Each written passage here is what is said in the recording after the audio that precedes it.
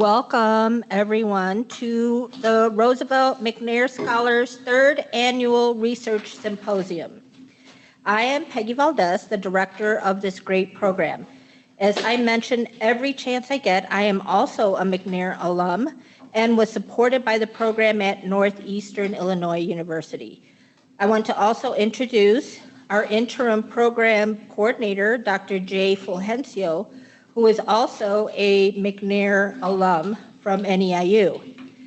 I want to introduce Alondra Marquez-Gonzalez, who will moderate the first session, and Yolanda Flowers, who will moderate the second session.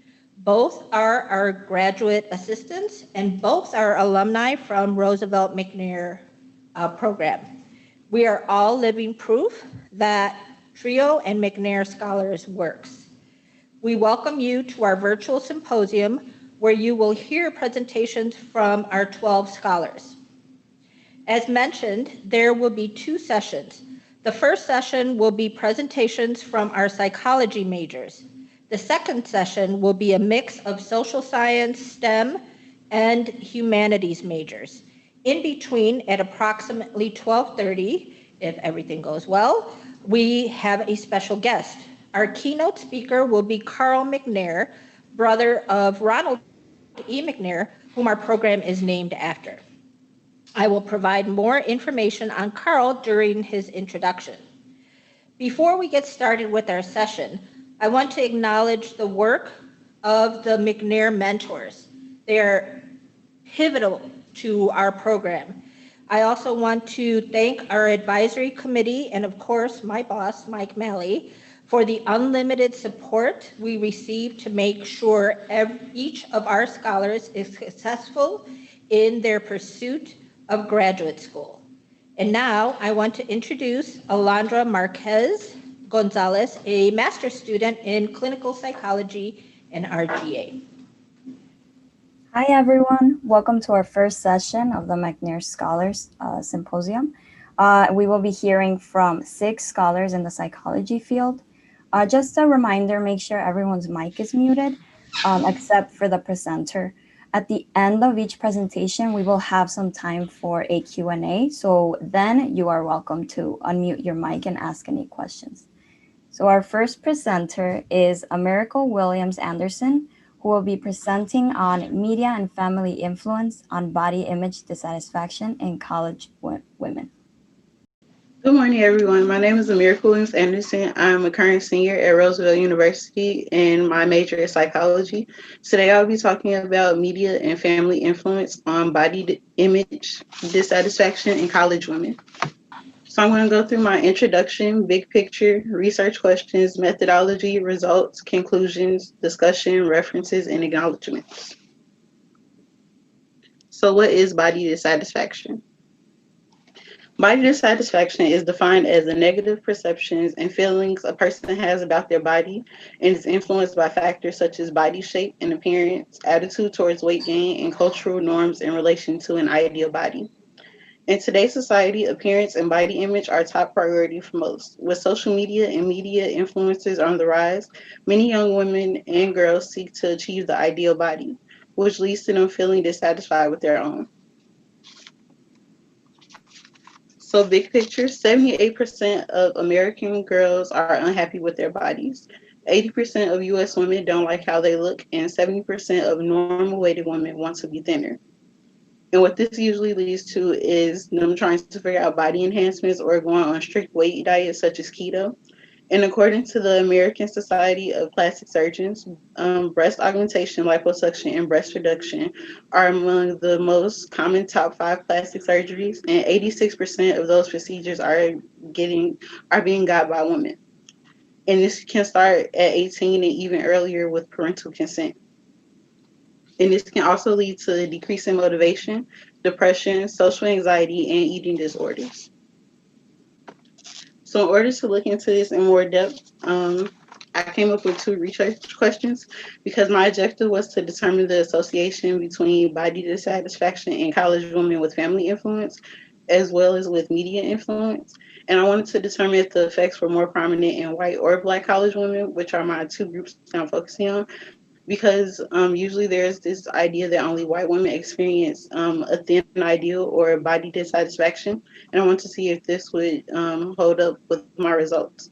So my research questions are: how does media influence affect body image dissatisfaction in Black women compared to white women? And how does family influence affect body image dissatisfaction in Black college women compared to white women? So to conduct this, I used secondhand data from Sarah Kazum. She was one of my professors, and she conducted a survey on SONA, which was our school's research database. And I used the frequency table and correlation after getting her information. And the variables I used were media influence and family influence, which I coded myself using 1 as a positive influence, 0 as a negative influence, as a neutral influence, excuse me, and -1 as a negative influence. And I also looked at the body part dissatisfaction scale, focusing on face, nose, legs, and tummy. So my results were: for Black participants, 54.5% participants experienced negative influence from media, while 9.1% experienced positive influence. And 45.5% of participants experienced negative influence from from family, while 40.9% experienced positive influence from family. And then for white participants, I found that 81% experienced negative influence from media, 0 positive influence, and neutral was at 11%. And for family, 57.1% experienced negative influence from their family, while 23.8% experienced positive influence from their family. And then for my correlation tables, I found that in Black participants, there was no statistically significant correlation between family influence and the dissatisfaction of tummy, face, legs, and nose, with a significance level of 0.5. And there was no statistically significant correlation between media influence and dissatisfaction of tummy, face, legs, and nose, with a significance level of 0.5. And for white participants, I found that there was no statistically significant correlation between family influence and dissatisfaction of tummy, face, legs, and nose, with the significance level of 0.01, excuse me, and no statistically significant correlation between media influence and dissatisfaction of tummy, face, legs, nose, with a significance level of 0.5. For my conclusions, I found that there was no statistically significant difference between how Black women are affected versus white women based on the body part dissatisfaction scale scores. And I also saw that media influence is usually negative towards both groups, and family influence is also negative towards both groups. So I thought that more body types being shown throughout media would kind of combat this, because even though there was no statistically difference between both of the groups, they both were experiencing negative influence through family and also media. So more promotion of all body types, and including more diversity in promotion ads and on social media such as Instagram, might help combat this, as well as being able to have open communication with family without judgment about body dissatisfaction or any body image problems that one might have. And for future works, I wanted to include more universities, because this research did only include members of the Roosevelt community, which is a Midwestern private school. So this might look different on a HBCU campus or a Big Ten university. And I also like to expand to include other ethnicities, such as Latinx as well as Asian, since there were different cultural differences between those groups as well. And these are my references. And I would like to thank the McNair Scholars Program, as well as my mentor, Dr. Jill Coleman, and Professor Sarah Kazum, for allowing me to use her data. Thank you.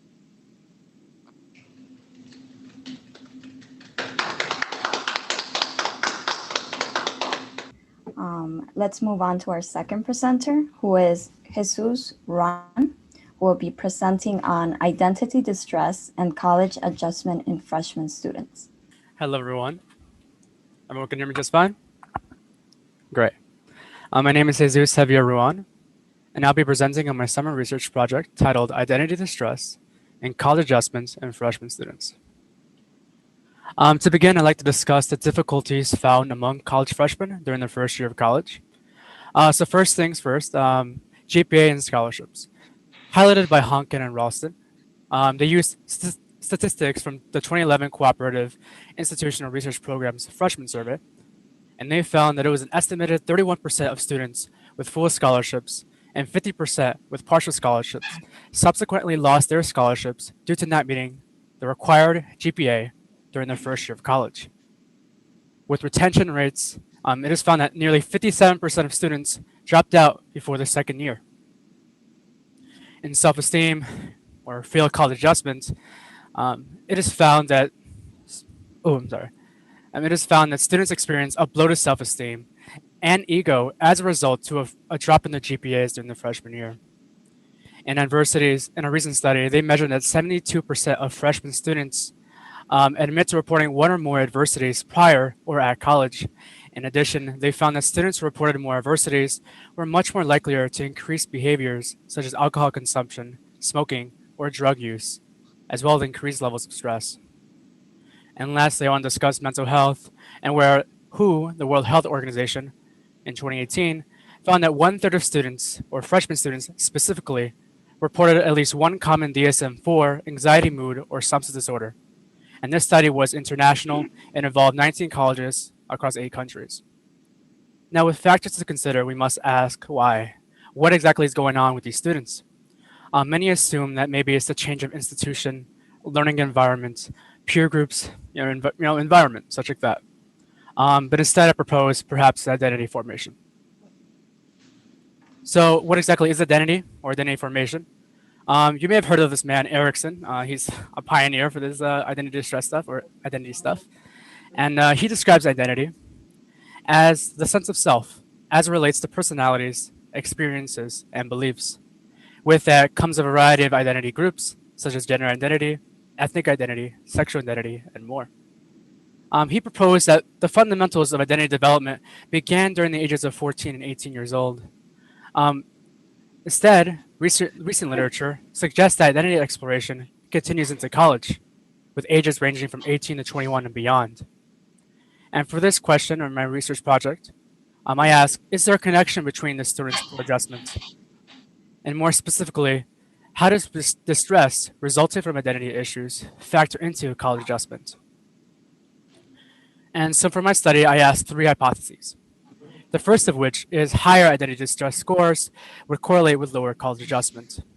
The second was that there will be a difference in college adjustment scores across gender, race, or sexual identity. And lastly, those identified as BIPOC and their LGBTQ+ individuals would show higher levels on the IDS. And BIPOC, for many of you probably already know, is Black, Indigenous, and people of color.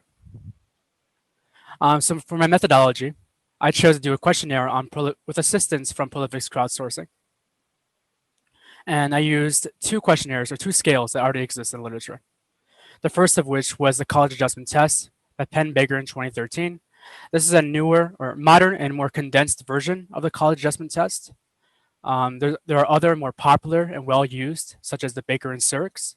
However, that's a 55-item student adaptation test, whereas the college adjustment test is 19 questions. The Identity Distress Survey from Berman, Montgomery, and Curtines in 2004 is based off an older idea in the DSM-4. You see, if in the DSM-5, they chose to remove identity distress as a diagnosis. The American Psychological Associations and many researchers at the time believed that identity distress is just the result of other underlying psychosocial issues. However, some researchers, such as Berman, Montgomery, and Curtines, argued that this constant worry and stress derived from identity issues can significantly impact daily living. And for this questionnaire, I included a demographic section that measured male or female, heterosexual versus sexual minority, and BIPOC or white. And for participants, I've gathered 113 individuals, and the demographics are broken down below. As you can see, it's 54% female, 34% LGBTQ+, and 62.8% BIPOC. As you can kind of tell, this is relatively a more diverse group of people. Next, I'd like to discuss the results. So means across the board. In GPA, I found 3.57 for all participants. The IDS was 3.57. Both GPA IDS are on a 4.0 scale. And the CAT, college adjustment test, was 78 out of 100. And for the identity distress and college adjustments, independent sample t-tests between the IDS and the CAT found no correlations without level of significance. With a factorial ANOVA 2 by 2 by 2, I measured men versus women, white versus BIPOC, and heterosexual versus sexual minority. For time, I won't read every single statistic, but I will read the CATs across the board. So men versus women was 78.17, was 78.14. White versus BIPOC, 77.93, 78.30. Heterosexual versus sexual minority, 78 and 79.61. So discussing. So across the board, it would seem as if all scores were nearly identical. And throughout the board, I could not find a level of significance through any correlations. Some groups did display some trends. However, these trends were proven insignificant, likely due to small cell sizes of minority groups among the overall sample. And I must note the limitations of this research because I think they're very important. Firstly, I already mentioned the sample size with a large limitation. In addition, I would like to reference the prolific participants. If you can recall, the average GPA of the prolific participants was 3.57, which is generally on the bit higher side according to national statistics, usually regarded as 2.0 as the average across the US specifically. And although the group was relatively diverse, I feel like it's very important to mention this academic disparity. In addition, in order to be involved in my study or take the questionnaire, you must have an active account with Prolific, which means you must have created an account, you must have done the whole process.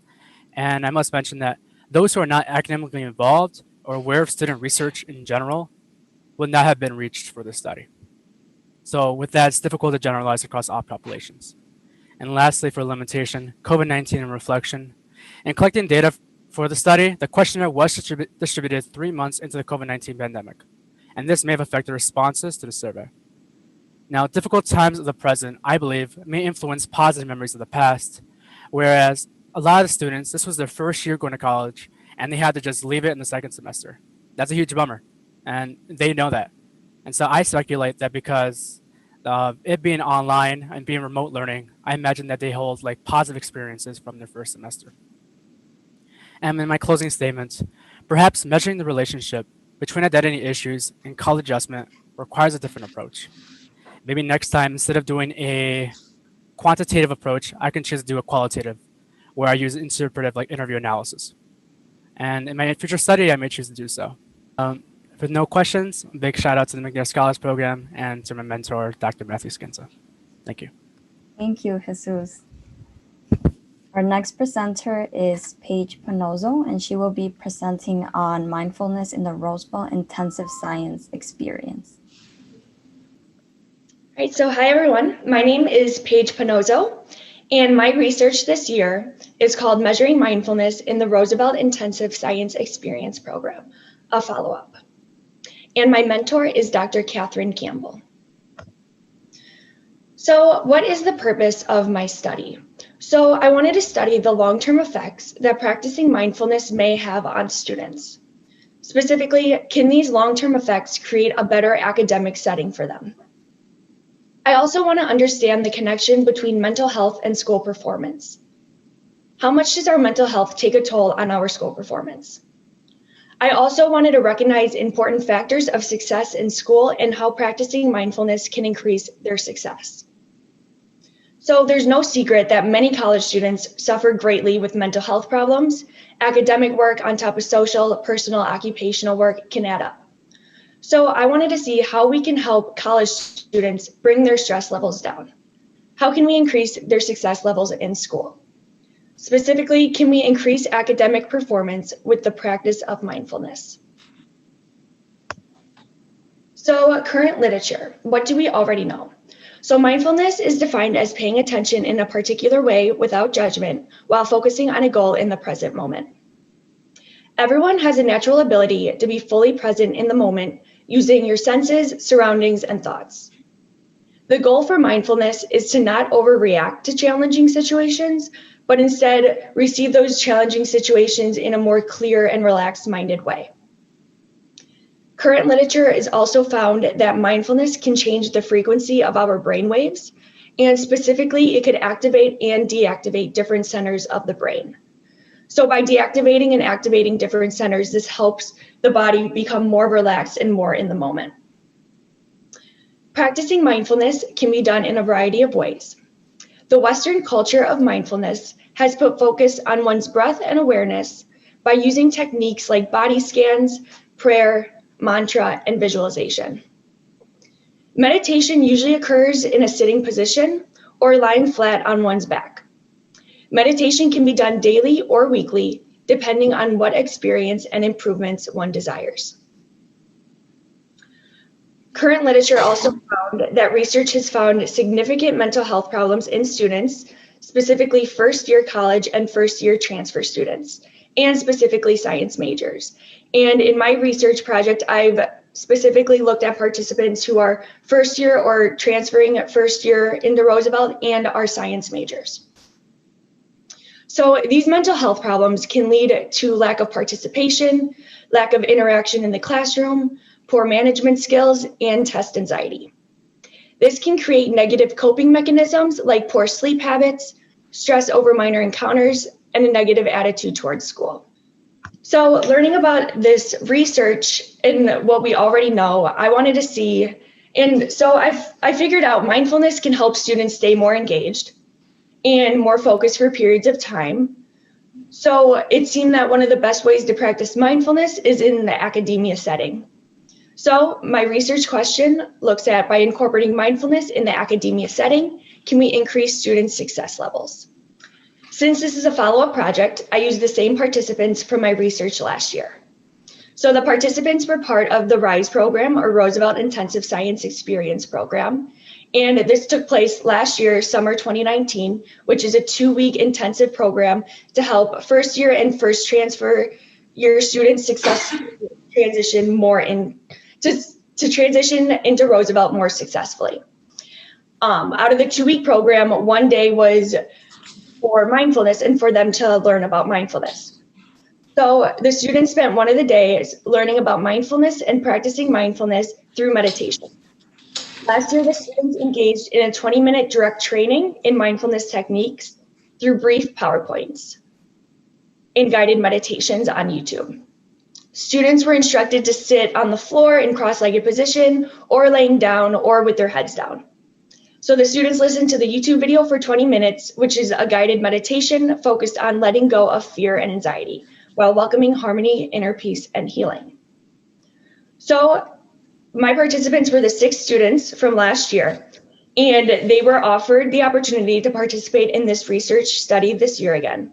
And I wanted to examine their mindfulness levels after completing their first year at Roosevelt. They were provided with a brief description of the study along with the Freeburg Mindfulness Inventory via Qualtrics. So last year, I gave them the Freeburg Mindfulness Inventory before and after participating in the 20-minute mindfulness session. And I was able to compare those 2 results to see any quick effects that mindfulness session had on them. So they were familiar with the FMI inventory, and the Freeburg Mindfulness Inventory is a widely used instrument that is a self-report questionnaire with 14 statements on mindfulness levels, and you use a scale 1 to 4 rating how your mindfulness level is. So due to COVID, participants were emailed and completed the Freeburg Mindfulness Inventory after their school year ended. Students' post scores from last year and most recent scores from this year were matched.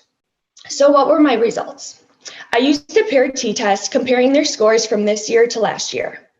The scores were not statistically significant, therefore the scores from post to follow-up scores decreased. Specifically, the scores from last year were relatively high, scoring at an average of 46.6 out of 52 points. So this shows that the participants had an above average baseline mindfulness level to begin with. The follow-up scores from this year decreased and came to an average of 39.7 out of 52 points, which is almost 10 points lower. Therefore, the mindfulness session part of the RISE program last year was not effective enough for long-term mindfulness effects. I believe a more intensive mindfulness session is needed for more significant long-term effects. From the current literature, I've found out that a more consistent, more intensive mindfulness practice each and every day can lead to more significant long-term effects. The participants also were limited with a small sample size, and that can affect bias and variability. Overall, a big portion of success in school is focused on how the student manages their well-being. Someone with high mindfulness levels tend to be more successful in school because their stress and their anxiety levels are down, while it's easier for them to stay focused in the moment. Furthermore, existing evidence indicates that mindfulness can improve the quality of life and can be a beneficial coping skill in school to make science students more successful. Special acknowledgement to my mentor for the past 2 years, Dr. Catherine Campbell. And these are the references I used for my presentation. How can you reinforce the continued use of mindfulness through their 4 years at Roosevelt? So that's for Paige. Yeah, so I think just introducing the concept of mindfulness and how it could be pretty simple to just incorporate in your daily life can be a way to reinforce it throughout their 4 years. I think incorporating it every day or almost every day of their life is important because, like the research said, consistent long-term practice is most effective. So I think just reinforcing the continued use by incorporating programs in each class or having a class that focuses on well-being and mindfulness. Okay, so now let's hear from Shelby Warren. She will be presenting on the examination between sleep and depression, executive functioning, and personality. Hello, everyone. My name is Shelby Warren, and today I'll be presenting my discussion of the examination between sleep depression, executive functioning, and personality. And my research was facilitated by my mentor, Dr. Jessica Paxton.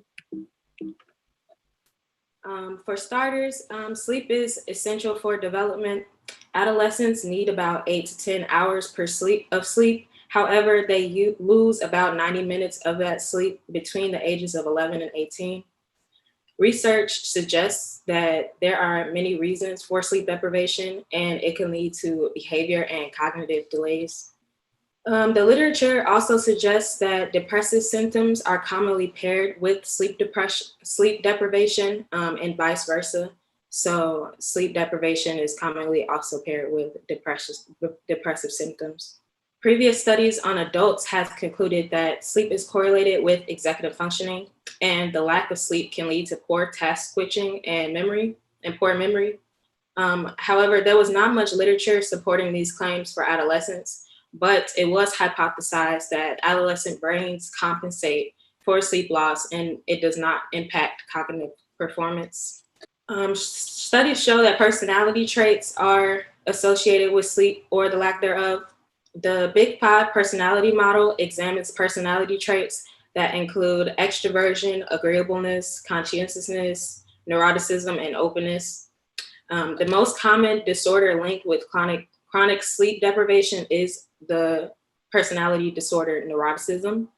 People with neuroticism tend to have anxiety, depressed moods, and suffer from feelings of guilt and anger. For my research, I wondered how does the lack of sleep affect adolescents? And my hypothesis was that our research would not deviate greatly from trends that found in our literature just because sleep is so important. For participants, we used the Nathan Klein Institute Rockland sample. This sample is a large community sample that measures across the lifespan. From this sample, we used 125 adolescents between the ages 13 and 17. We excluded anyone with psychiatric diagnoses that don't respond to medicine, and we also excluded people reporting of history of neurological illnesses. For materials, we use the Pittsburgh Sleep Quality Index, which is a self-report questionnaire that assesses sleep over a 1-month interval. And we also use the second edition of the Child Depression Inventory, which assesses sleep-rated cognitive, behavioral, and affective signs of depression. We use the trail-making color word inference and the Deli-Klein-Kaplan executive functioning system to measure executive functioning. And lastly, we use the NEO-PIR to assess 5 domains of personality. Standardized scale T-scores, standardized scaled and T-scores were used for all the measurements except for the PSQI. On self-report scales, the PSQI and the CDI, the self-report sleep scores and the self-report depression scores, meant that higher scores indicate worse executive functioning. And on the NEO, higher scores indicate more endorsement of the personality trait. As shown in a table, PSQI scores were significantly correlated with self-reported depression, such that sleep quality is related to more significant depressive symptoms in adolescents. Regarding personality, in conclusion, PSQI scores are positively correlated with neuroticism. Neuroticism is a personality disorder that causes anxiousness, as said earlier, such that greater neuroticism is related to worse sleep quality. Worse sleep quality is also related to lower extroversion, which is being outgoing. We also found that worse sleep quality is related to lower conscientiousness, which is like being responsible, having a responsible personality. And then we also found that there was no significant relationship between sleep scores and executive functioning. In conclusion, our research aligned with the literature stating that sleep disturbances are related to personality. Also, the presence of poor sleep is correlated with depressive symptoms. I believe that we found consistency in our research because sleep is so vital for development. In the future, I would like to study how sleep and executive functioning are correlated because there's not much literature that include executive functioning in adolescents. And I would also like to examine how sleep affects children with neuropsychological disorders. Here's my references. And I would like to acknowledge Roosevelt University and the McNair Scholars Program, Peggy, Dr. J, Dominique, and all my cohort. And I would also like to acknowledge my mentor, Dr. Jessica Paxton, for facilitating my research. The next presenter is Vanessa Ayala, whose research is aimed at addressing the issue of mental health in treatment for cancer patients. Hello, everyone. My name is Vanessa Ayala. I'm a senior at Roosevelt studying psychology with a concentration in mental health. This study is one that hit very close to home for me. In September of 2019, I was diagnosed with leukemia. So this kind of inspired my research study. So the title of my research is Addressing the Issue of Mental Health in Treatment for Cancer Patients. The purpose of my study was to study the impact of chronic illness and to understand the importance of psychological care when dealing with a chronic illness like cancer. It was to observe the role of mental health in different treatment stages. By different treatment stages, I mean at diagnosis, at the beginning of treatment, during treatment, when individuals are headed towards the end of treatment, and then post-treatment. The purpose of the study was also to recognize the unmet needs and problems that arise when treating cancer patients. But overall, the purpose is to address the need for psychological care and to recognize that the need for it to be implemented into treatment. So we already knew that psychological distress is something that is prevalent throughout every stage of cancer. We knew that new patients usually have a hard time coping with the unknown, and the trauma that patients experience can lead to depression, anxiety, and distress that can affect their overall quality of life. We also know that cancer patients have a risk that is 6 times higher of developing a psychological disability than those who do not have a chronic illness. When individuals are going through treatment, we know that on top of trying to cope and dealing with all this new situation, they are now also dealing with the side effects of treatment. We know that 30 to 75% of cancer patients experience emotional distress, and this can be seen through fear, anxiety, and sadness. We also see that there are external factors like financial needs and also like living situations, access to hospital that cause psychological stress. And many researchers argue that mental health services should be integrated into cancer care because it's important for patients to cope with their diagnosis and their treatment. And towards the end of treatment, we see that there's an immense amount of fear associated with relapse and progression. There's also a decline of support from professionals. We're used to seeing usually healthcare professionals often when you are going through treatment, but towards the end of treatment or post-treatment, you're likely to see them maybe every couple of months. And we see that cancer survivors are most likely to have unmet needs that result in worse symptom burden, lower physical functioning, and greater emotional distress. We also see that sometimes patients cannot properly address their psychological problems, and this leads to difficulties in facing the issue, and they oftentimes refuse psychological support. For post-treatment, we see that survivors are still twice as likely to have a disabling condition. We see that the first 5 years following a diagnosis leaves a patient at higher risk of committing suicide.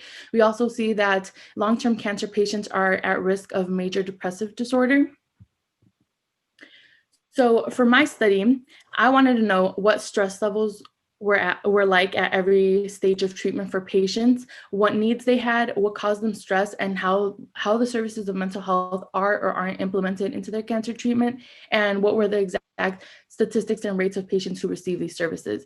So overall, I wanted to know why or why not patients receive these services, so that this could help providers in the future better assist their patients and they could possibly implement this change. So for my participants, I had cancer patients and cancer survivors over the age of 18 that were English speakers.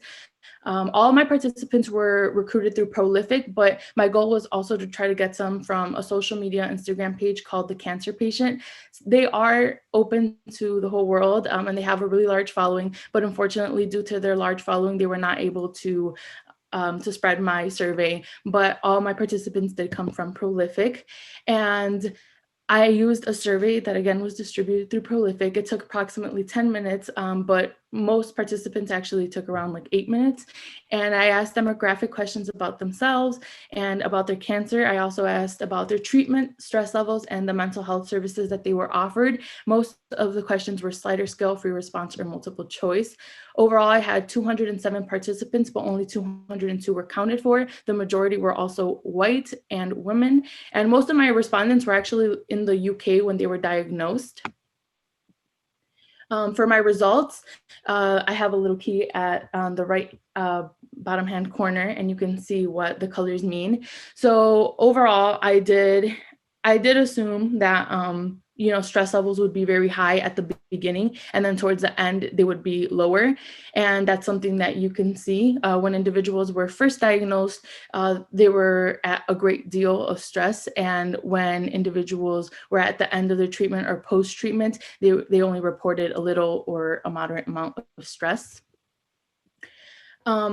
I asked participants what they associated their stress with, and again, you can see the different treatment stages and the rank.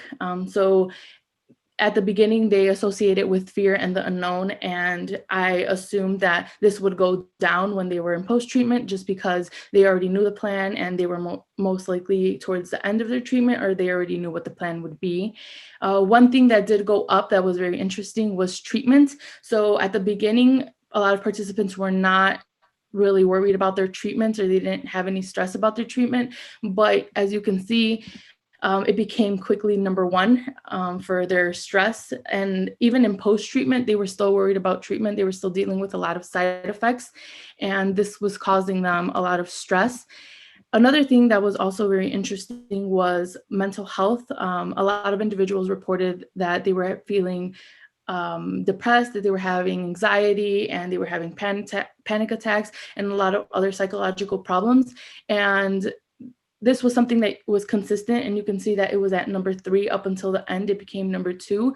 So the majority of my participants actually reported high levels of stress when it came to like depression. But when we look at the stress levels, it was low. So they reported that their stress was low, even though that they had all these psychological problems. I asked then my participants what mental health services they were offered and like when they were offered it. And 112 participants said they were never offered mental health services. And this is something that I was kind of expecting, but I didn't know that it would be this many. And I saw that only 47 participants received mental health services that were offered by the hospital and cancer care providers. So that's only 23% out of the 202 participants that I had. Also, 35 participants had to ask themselves what mental health services were offered. So that was very, very shocking. I then asked individuals when they were offered these services, why they refused them or what caused them to not use these resources. And a lot of them actually reported that at first they rejected them, but then they realized that they needed them, so they did end up going. The second thing that they reported the most was a lot of individuals said that they had their family to count on, so they didn't really think it was necessary. Some individuals said that they just didn't think that these services would work. And a good portion said that they didn't have access, they didn't even know where to get it. And only one person reported that that due to stigma, they did not utilize these resources. And I was honestly expecting there to be more individuals that said that stigma was kind of the reason, but there was actually only one participant. The last question I asked my participants was if they thought their healthcare providers could have done a better job at offering mental health services. 102 participants said yes. They said that they felt like their provider could have at least offered them services or they could have done a better job at making sure that they got those services. 69 participants said no, and this was because they either already had these services or they thought that their provider did a good job at offering services or just explaining it. And some participants just said that they didn't need it. They felt like they didn't need any mental health services. And 22 participants said that maybe. I got a lot of responses saying that mental health was not something that was really talked about back then. So some of my participants were a little bit older, and they said that it just wasn't something that they thought was necessary, and it wasn't a topic that they really had around. And these are my references. I'll open the floor up to any questions. I want to give a big thanks to McNair, my cohort, and Dr. Mentor, oh my God, Dr. Ricks. We have a question in the chat room. Mm-hmm. It says, what do you attribute the decrease in stress levels in patients after their diagnosis, and how can we help them earlier? Yeah, so I think the decrease is the overall, like they weren't stressed about their treatment anymore. This is because they already knew what like their treatment plan was going to look like, but at the end we still saw that they were still dealing with a lot of psychological problems. But since it wasn't something that was physical, it wasn't with their actual cancer plan, they didn't report that stress.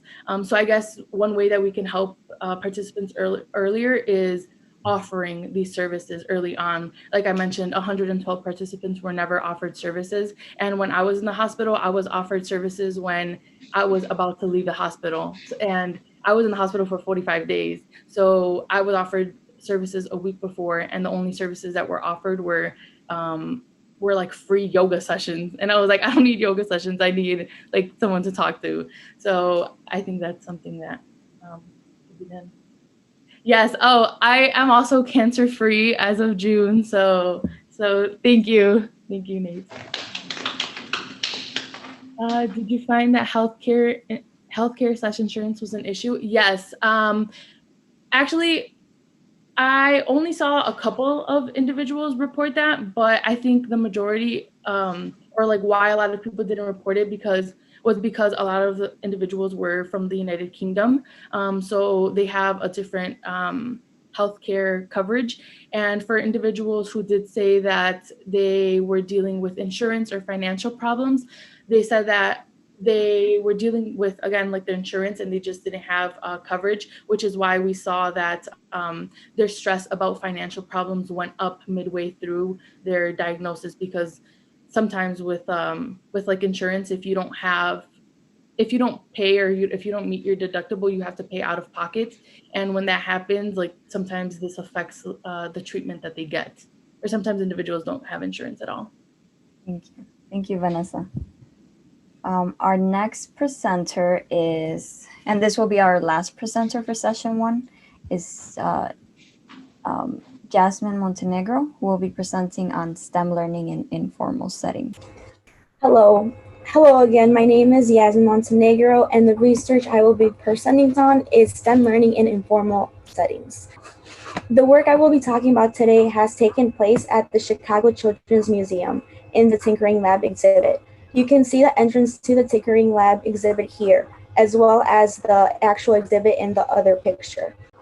Before going to this slide, I would like to talk about the large workshop equipped with variety of materials that could be used as wheels or axles, and variety of tools that were also available, such as drills, scissors, and hole punchers.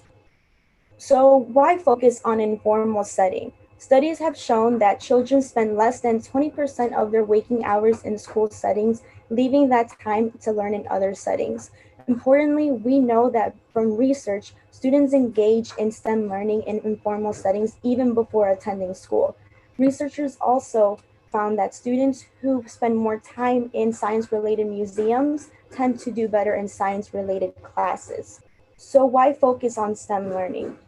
The reason why I decided to focus on STEM learning is due to the STEM pipeline problem. Demand for qualified STEM professionals is increasing at a higher rate than the demand for non-STEM professionals. Researchers have suggested that we need to increase the quality and the diversity of students who pursue in STEM education. This is why I decided to focus on Latino communities/families. Some of the research goals, I had 2. So the first one is, to what extent do Latino children engage in engineering design practices such as testing and redesigning in informal educational settings? And 2, how is Latino parents' involvement related to their children's engagement in engineering design practices? So the method that my mentor and I focused on, we observed 44 parents and their 5 to 11-year-old children. The average age for the children was around 7.9 years old. The design, we held the same design for both of my research questions. So the design was, all families received a facilitated orientation. So the facilitated orientation, I'll explain to you guys what it is after this slide.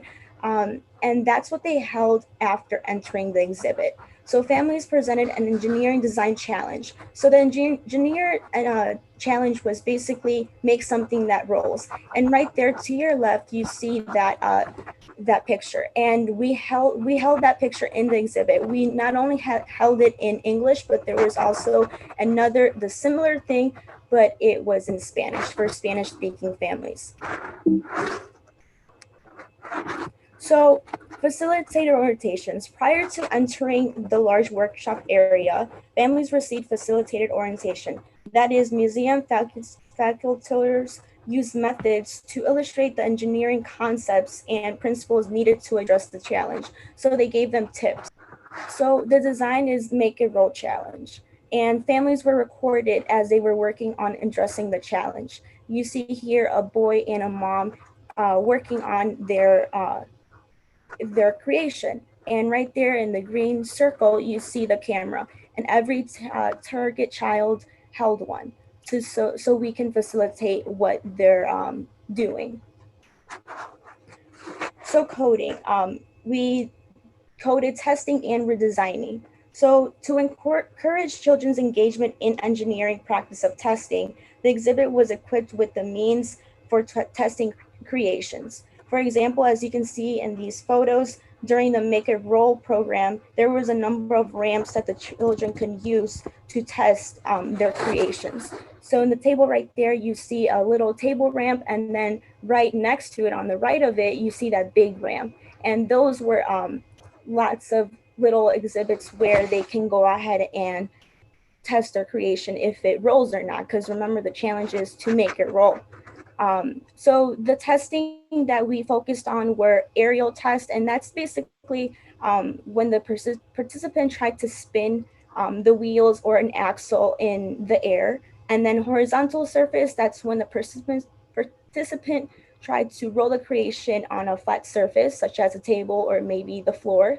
And then the table ramp right there where you see the table, that yellow little hanging ramp, that is considered one of the things. And the big ramp right there on the right of the picture, you see that big ramp.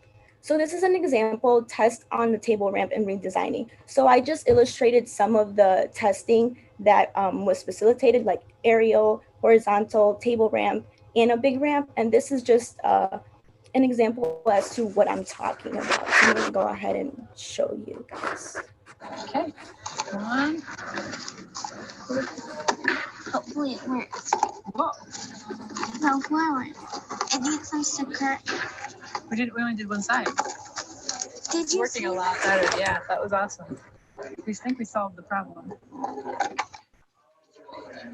I'm trying on that big one. Let's anchor the other side first, though. What do you mean? Well, you only put tape on one side.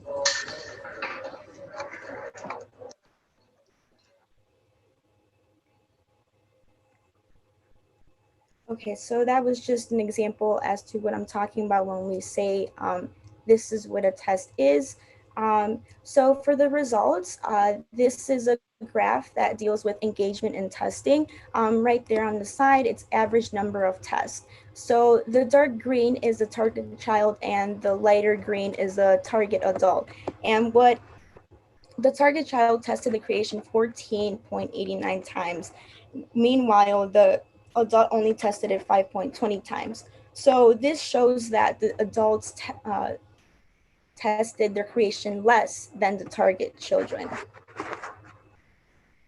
And then the types of tests. So this graph basically demonstrates the average number of tests. So as I talked about before, the aerial, horizontal, table ramp, and big ramp, this is just saying who tested more of what. So the target children tested the horizontal and the big ramp more often. And then the target adult tested the horizontal and the table ramp more often. So that's just showing like the differences in the data that we observed. So what happens after testing? So this graph shows that the average number of times. So we wanted to see what was the difference between redesigning and retesting with target children and target adults. And we saw that the target children tested and retested and redesigned their creation far more numerous amounts of times than the target adults. So we also found that parents' testing behaviors were not related to their children's testing and redesigning behaviors. So research to practice, we saw that facilitated orientation helped families engage in lots of testing and redesigning. Learning that they have, so that basically helped the people kind of have an idea as to what to look for and do when they're building their creation. And then future directions, just links between informal and informal learning and different in SES groups. These are my references. And before open questions, I would like to thank the McNair program, and I would also like to give a big thanks to my mentor, Dr. Mia Marcus. Thank you. Thank you, Alondra. So that concludes our first session of our presentations of our psychology students. Again, I want to thank all the mentors who helped them get through this first project. Most of them are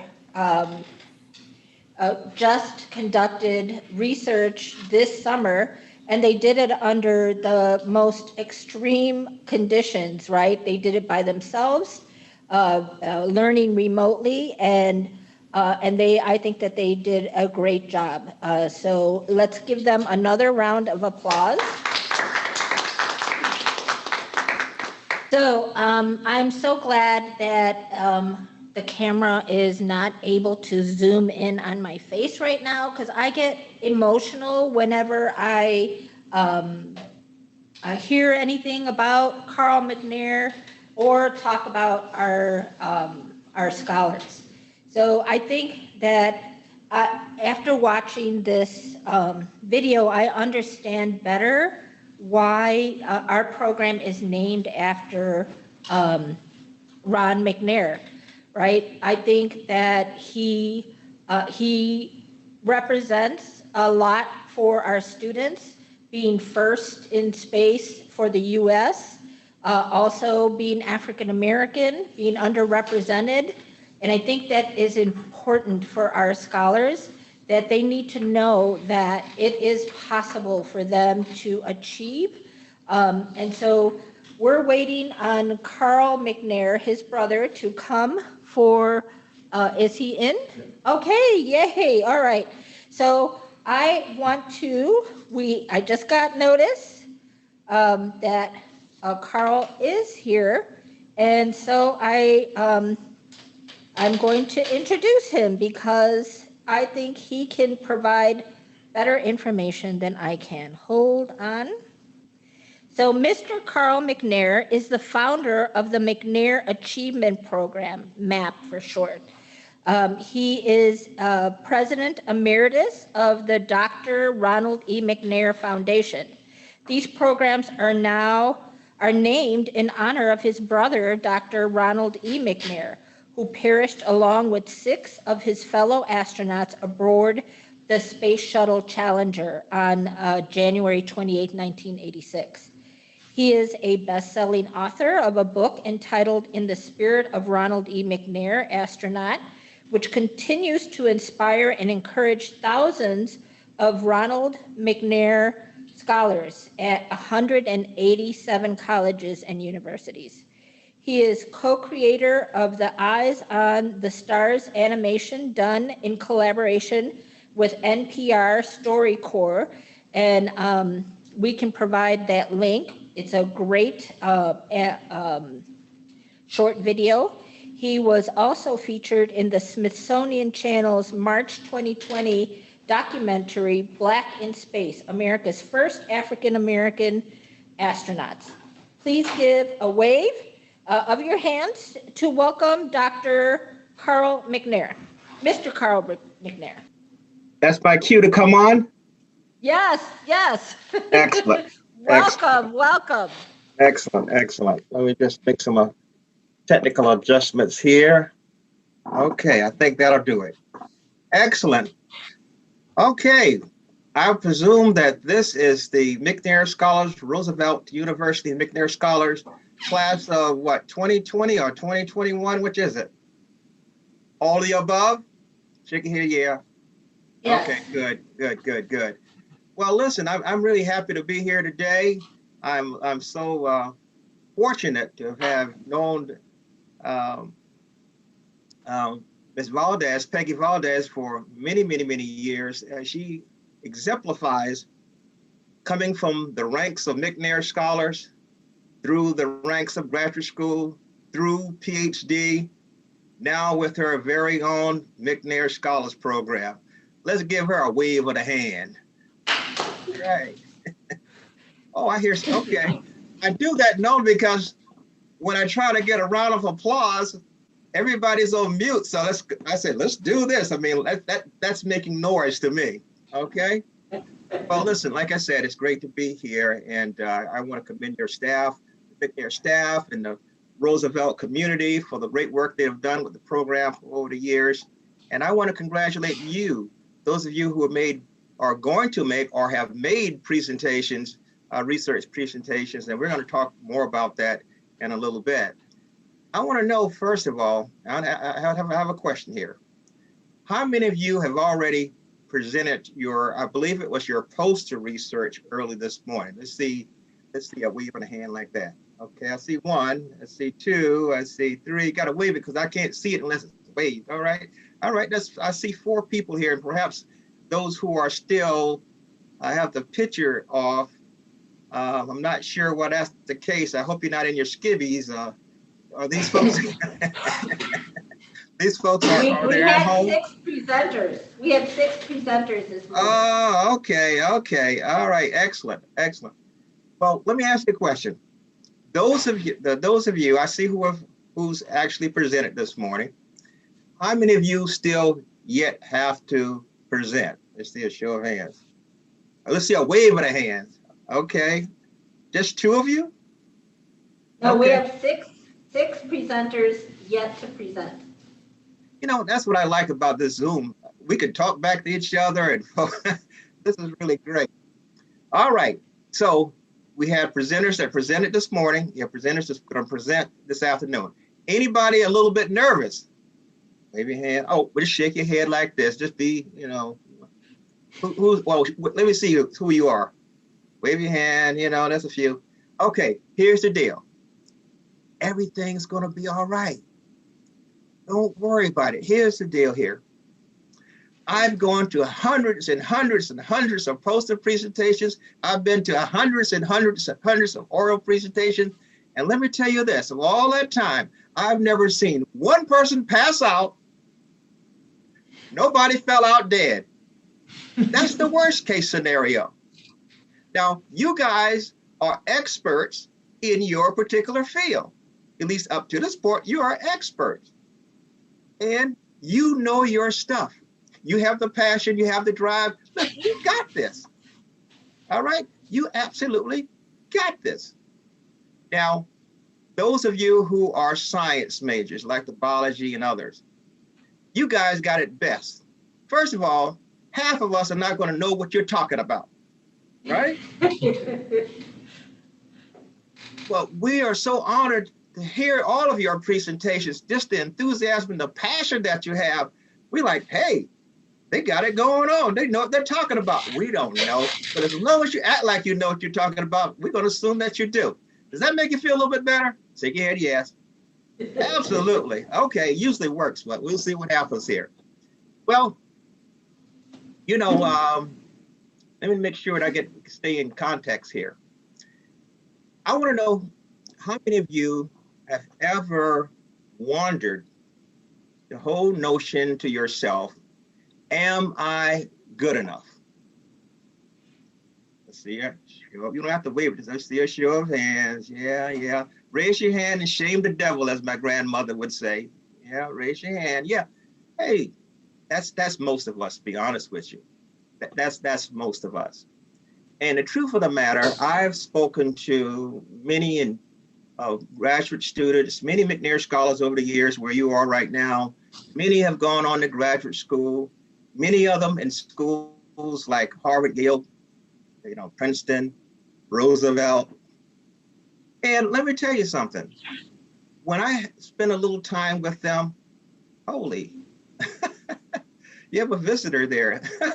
I look like a cat. Anyway, I love this thing. Okay. Anyway, so I speak to them, and we have a little bit of rapport going. And I said, listen, what's happening with you? How things are going? And they usually say about 3 things to me. They say about 3 things. They said, well, you know, I'm still dealing with a little fear, Mr. McNair. You know, that self-doubt. I'm telling you, I just don't know. Or they say, number 2, they might say, man, Mr. McNair, that imposter syndrome, it's real. It is real. And or they might say, you know, Mr. McNair, I am dealing with so many dream stealers. I mean, just, folks are telling me I can't do this, I don't do that, this, that, the other. Any of y'all felt that way or heard those kinds of things? You're dealing with the fear, you're dealing with the self-doubt, you're dealing with dream stealers. All right, they're all out there. If you're not dealing with them, then your dream probably not big enough, or you haven't lived long enough, because they will show their ugly face at some point in time in your career. That's a fact. Well, the truth of the matter, the program in which the program, of course, is named for my brother. He and I are just 10 months apart. As a matter of fact, right now, he and I would be the exact same age, because yesterday we celebrated his birthday with a bunch of McNair Scholars from everywhere, from California to New York to Mexico. They were McNair Scholars are everywhere. So we celebrated his birthday yesterday, and we talked about some of these things. And I want to share with you a little story about how we started first grade. We didn't have kindergarten. We started first grade and so forth. So we were together. We always knew one another. We always were like twins. Of course, now I have to share something with you here. Most people, and this is just a side note, some people look at Ron and they realize that, yes, he's an accomplished person. And they sometimes look at me and wonder, and they're comparing us. They are wondering, like, how does Carl McNair compare with his brother? Well, I'm going to get this out of the way, off my chest. There is no comparison. Absolutely no comparison. The deal is, I taught the brother everything he knew. So I mean, so don't you, y'all, gotta get it correct. So here we are, first 2 weeks on North Carolina A&T State University. That's where we went to school. Now you all have had a chance to see the film already, right? Okay, good. So I don't have to say a whole lot about that. So we're on campus, taking in all the beauty. Ronald graduated number 1 in our class. In other words, valedictorian. I graduated number 8 in the same class. I thought I did pretty good. Y'all don't judge me, right? Okay. All right. I did good. All right. So we're on campus walking around, and we were led to the freshman orientation. So we went in this big auditorium, probably like they have there at Roosevelt.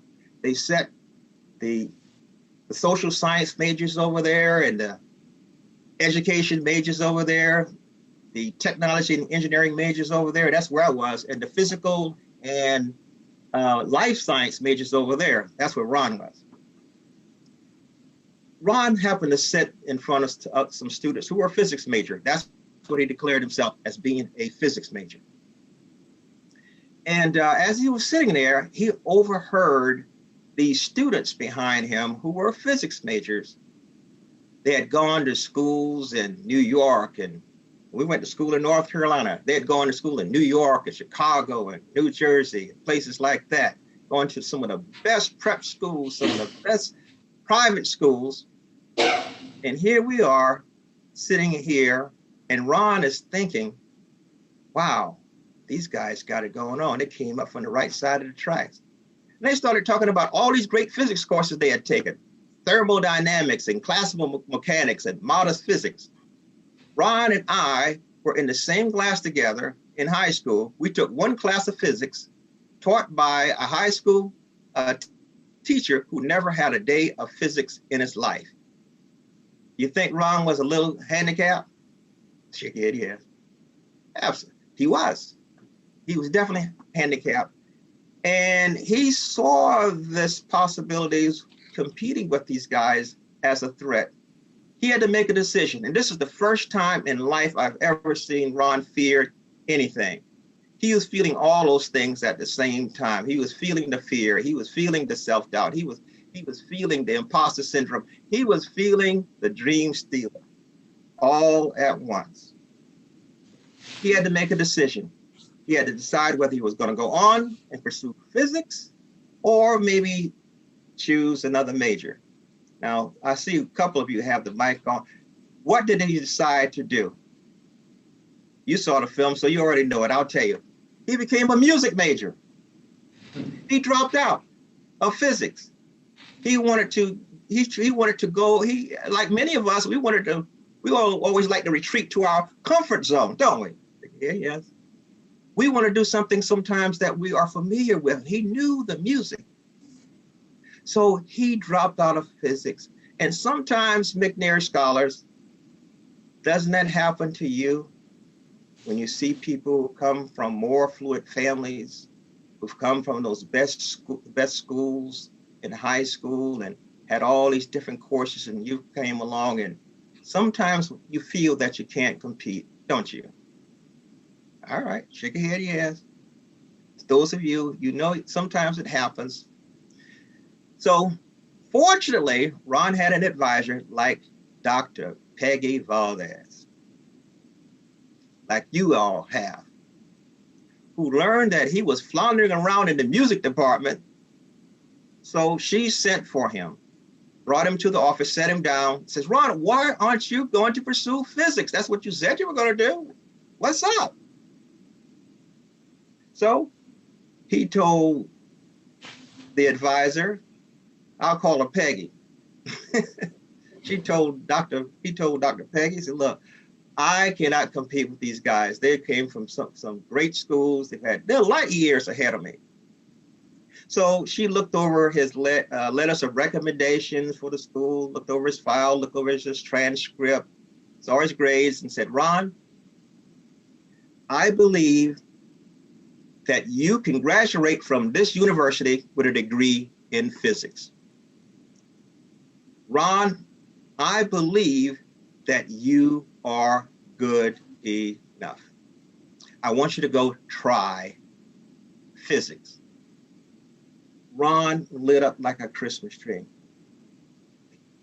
Here's a time when he needed someone to believe in him at a time when he could not believe in himself. And for some of you, that is what the McNair Scholars Program does for you. We believe in you. You would not have been chosen for this program if we didn't see that there was potential. You are good enough. Ron needed that too. Ron dealt with his fear, which he didn't think he was able to compete with these other students. He felt, man, I'm valedictorian, but I don't fit into this. Imposter syndrome. And in this case, he dealt with the dream stealer. The dream stealer was the fact that sometimes McNair Scholars, of all the other things that's telling us that we can't, telling us that you don't come from the right school or you didn't come from the right background, sometimes the biggest dream stealer is that individual that you see when you look in the mirror. Don't we talk ourselves out of opportunity? Yeah. You can nod a little bit. We talk ourselves saying things like, well, I don't know if I'm cut out for graduate school. You know, I'm barely graduating from Roosevelt. I mean, graduate school, and you're talking about Ph.D. Ron had those same kinds of thoughts. I had the same kind of thoughts. Many before you sat where you sat had the same thoughts. But today, they're Dr. Valdes, they're Dr. Jones and Dr. Garcia. They went through those same things. Now, here's what you have to do. Now, all of you are doing research. All of you are doing wonderful research. I've had the opportunity to see some research like you all are doing, cutting edge stuff. Some of you may be on a discovery for the cure to cancer. Some of you may be behavioral health professionals that come up with some sort of treatment for mental illness. Or some of you may be in criminal justice, where you may have a way or have some ideas as to how they can eliminate some of the recidivism that's going on in our prison system. You guys have been given an opportunity, and you guys have been granted a seed of possibility that God has granted you. And if you do not go forward and do what it is that you have been called to do, then the world would not have the benefit of receiving that gift that you have within you. And that's a fact. Absolute fact. So research, very, very, very important. Things don't go into practice oftentimes until someone tests it, research, do studies, things of this nature. That's what we are preparing you to do. We also would love to see more of academia when you walk into the classroom, that academia that it looks more like you. We love to see you in front of the classroom. If you're called to do that, then work it to the end. Here's what the deal is. The McNair Scholars Program is a process. Many before you have gone through the process.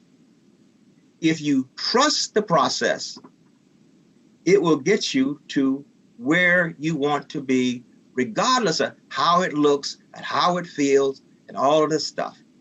Will there be obstacles? Yes. Will there be setbacks? Yes. If you had a chance to read In the Spirit of Ronald E. McNair, Astronaut, the book that was mentioned in my intro, you will see tons of setbacks, tons of no's, tons of no way in Ron's life. And if you want to gain some inspiration, so from time to time, subscribe to check it out, that you won't believe the things that he had to overcome, from having doubts about pursuing his major, having to take a course or two of remedial science. Here's a MIT Ph.D. laser physics, remedial science? Come on now. But he had to take remedial science. What's the point? The point is that you will have situations where it look like a setback. You have situations where it appears that, well, if I take this course and take that course, that's going to push back my graduation. So what? If you have a dream, if you have something that you have been assigned to this earth to do, so what? If it takes another semester, another year. I've known people that's taken a little bit longer than that, and they're doing what they have been chosen and called to do, and they're loving the life that they live. Trust the process. Trust the process. I know that you all are involved with you're involved with a number of things. So let me just conclude with this, because I know that there's a number of things that you ought to be doing presentations this afternoon, and I hope I can hang around and catch a couple of them, because I really like some of the innovations and some of the great things that you all are working on. So I want you guys to do this. This is what it all sums out to.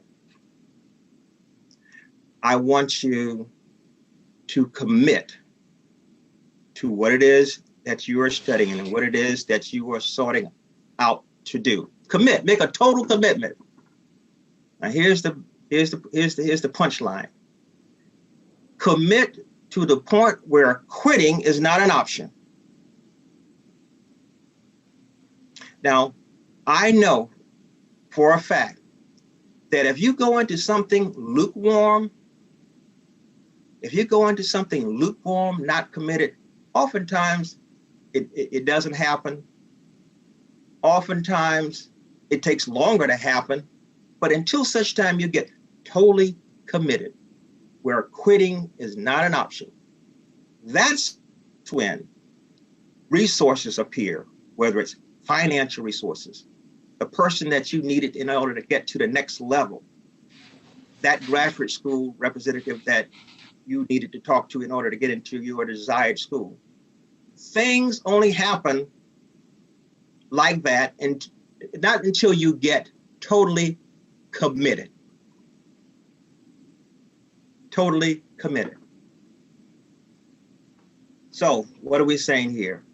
Are you going to still deal with those fears and self-doubt? Yep. Are you still going to have those imposter syndrome thoughts and feelings? You betcha. Did I say that? Okay. Are you going to have dream stealers? You can count on it.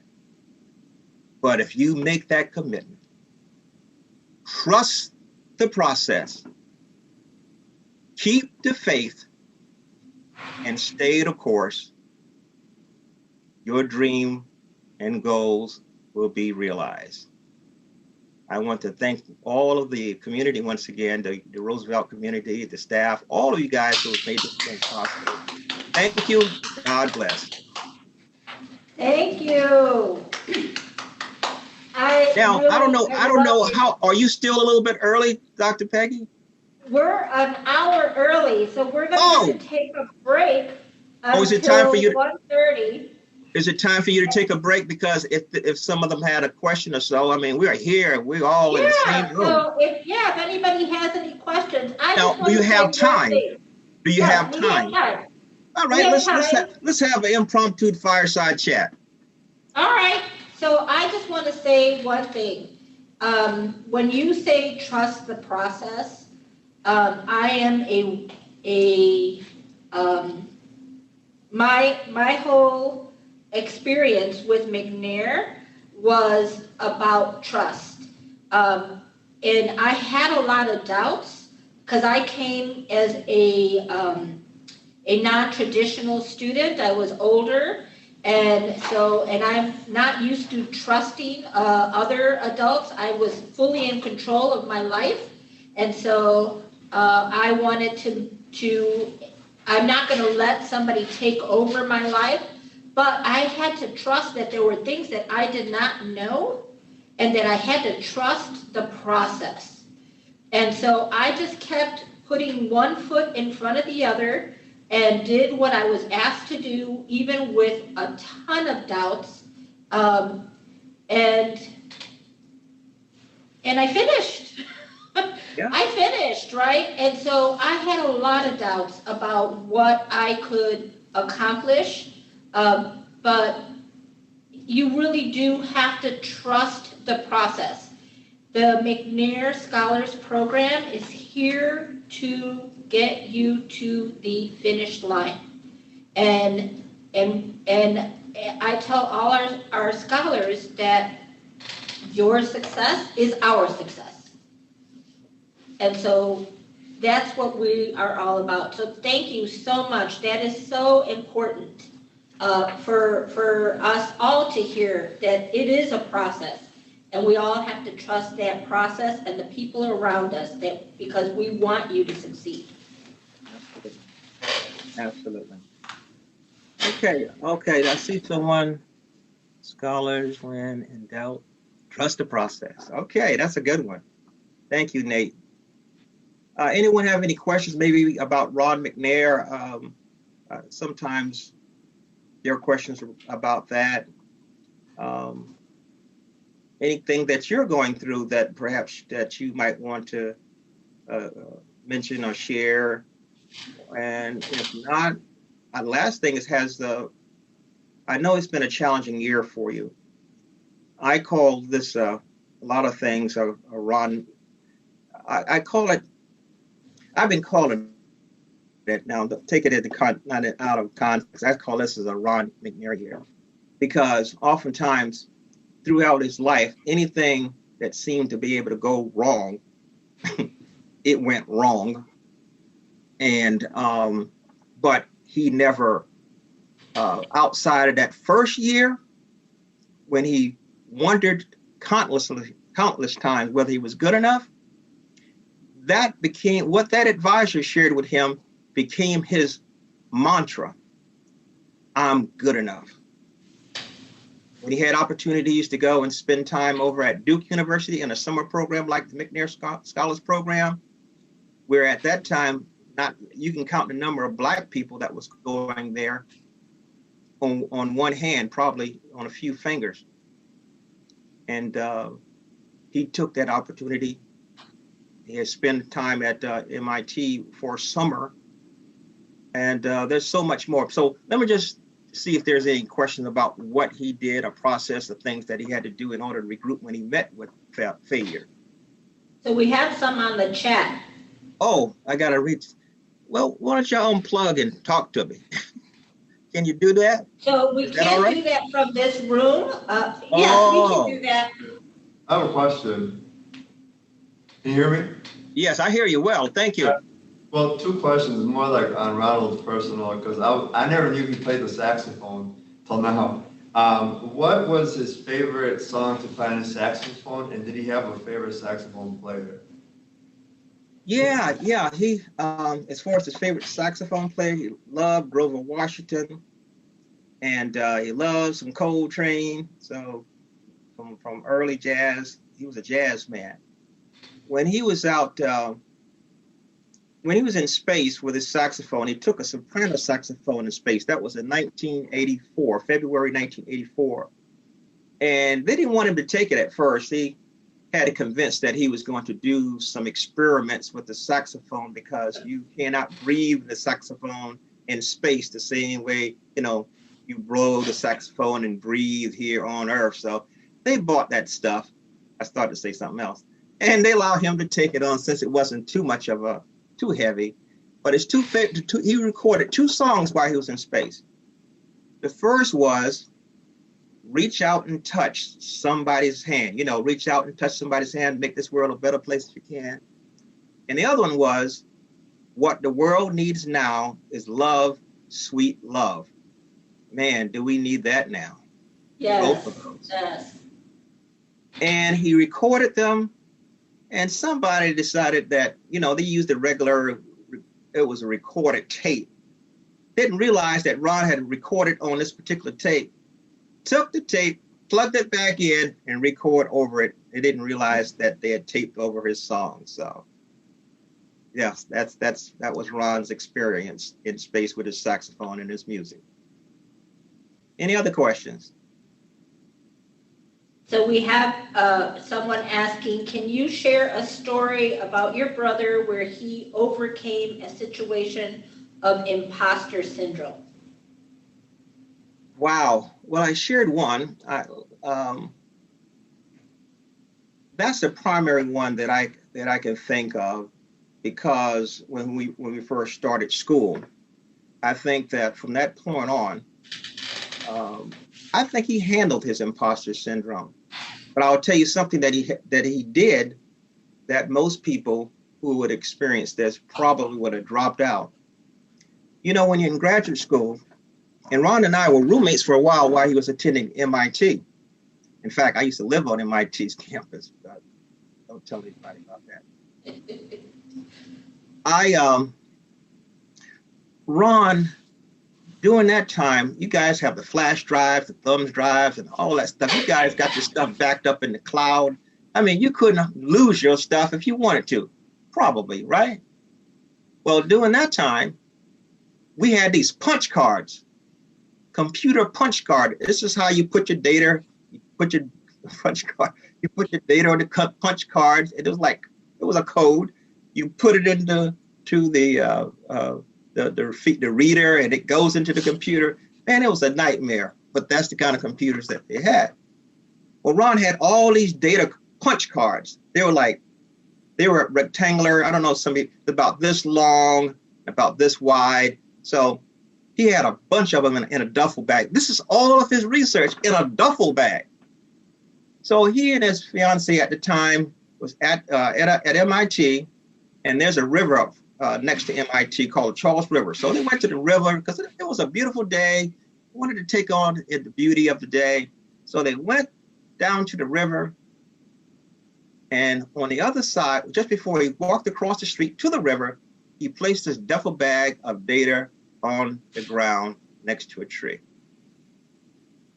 Well, after they finished, enjoying the river, they came back, and all these years of research in the duffel bag was gone. Absolutely no real backup. Ron took it in for a minute, because typically he was not one to panic, but this was the time to panic. And according to his professor, Michael Fell, who was his dissertation advisor and advisor, said that Ron went back to the lab, found some old data cards. He recreated all the experiments, and he had his data back within 3 months. Now, this is coming from his professor. 3 months. He didn't worry about what he had lost.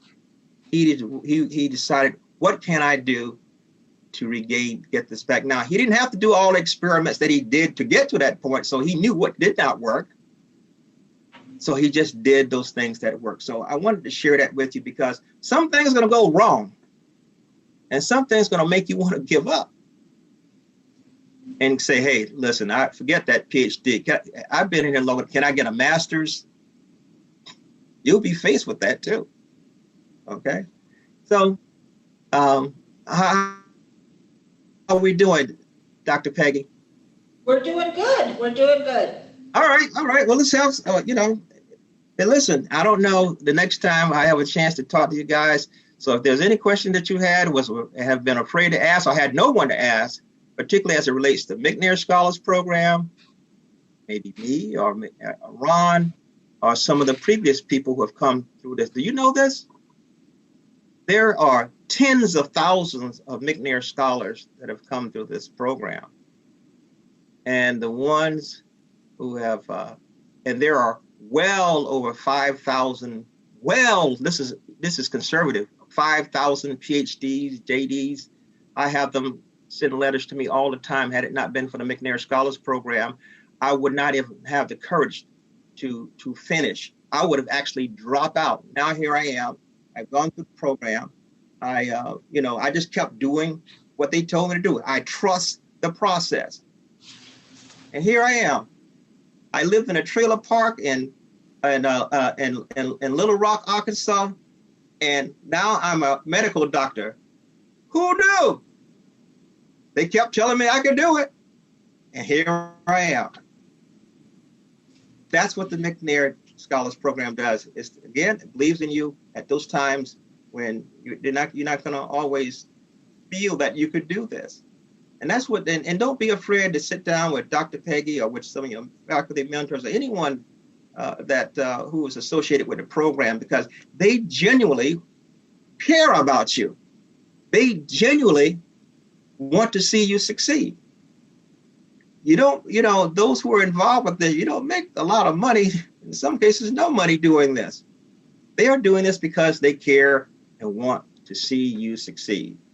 That's true. And you didn't meet Dr. Jay Fulgencio, who is our interim program coordinator. He is also a McNair Scholar. Really? Well, yes, tell him, because I'm going to tell you guys, I want you guys to connect with me on LinkedIn. We have listen to this, McNair Scholars Alumni Connection. That's on Facebook. I know some of you don't use it, but hey, we got some folks that you need to network with. It is an absolutely amazing world. So you need to connect with them, because everybody needs a little help sometimes. You will find folks in your field that they don't mind you connecting with them, because what we're about is collaboration.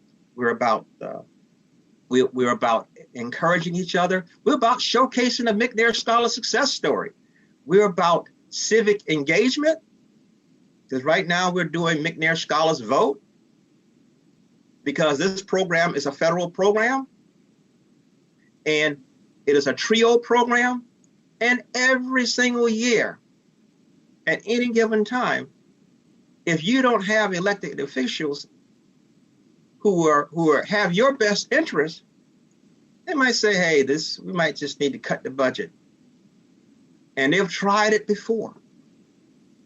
So that's a good segue to say, those of you who those of you who are registered to vote, please vote, and vote early. Vote early. Michigan is one of those swing states. All right. We need your vote like we never needed it before, so we can have opportunities for McNair Scholars that are coming behind you. We can have scholarships. We can have funding for graduate school. Sometimes many of the McNair Scholars, some of them get NSF, National Science Foundation scholarships, or other federal scholarships. If you don't have folks in there voting to support these programs and support you, then what you gonna do? So if you have any questions regarding that, I can tell you a whole bunch of questions. And like I said, Dr. Peggy, do you remember 2017? Yes, I do. And that's all I want you to say. That's all I want you to say. 2017, they almost put the nail in the coffin. You got to vote. Yes, and we're in Illinois, we're a swing state. We're not a swing state, Illinois. we're a Democratic majority state, but it's important for everybody to go and vote. You cannot be complacent and let somebody else do the voting for you. Everybody has to go out to vote. Okay, anyone else? Anyone else? Anyone else are having a particular challenge right now that they're trying to overcome, or that the program is helping them to overcome? Because truth be told, I found that what McNair Scholars need to do more, and what has happened in the past, is that when you share a little bit of your story, it encourages others around you. You're not the only one going through things, and you will find that others are going through it, and it just makes you feel, yeah, I'm not by myself. Sometimes you do feel by yourself, and particularly this year, we have been by ourselves, haven't we? For a whole lot more than we normally are. So, you know, engage with each other. And I know at one of our other McNair Scholars, about ever so often, they get together in these little chat rooms and all, and they meet different members of the Scholars program. So you get to know everybody and be able to support each other, which is one of the really wonderful things about the program, and being part of a cohort. But let me mention something here. You see this this slide behind me was given to me by the Ford Foundation. Ron is a Ford Foundation fellow, and I guess they heard, one of the guys heard me speak somewhere, and he says, Carl, why are you so driven? And I said, I just, you know, I really love the program. I want to see folks succeed. I want folks to reach back and help somebody, because it's not about just them. They need to know that they need to reach back and help the next brother, the next sister, the nephew, the niece, and the boy and the girl across the street who they don't know or are watching them, okay? They're watching them, they're studying them, and they want to be just like you guys, right? So I said, I feel from time to time that my brother is looking over my shoulder. And when I spoke at the Ford Foundation, this is what they put up. It says, Carl, we want you to do good because your brother's not going to want you to mess this up. So they, here he is looking over my shoulder because I don't want to mess this up. All right. Well, listen, I want to wish you guys the best.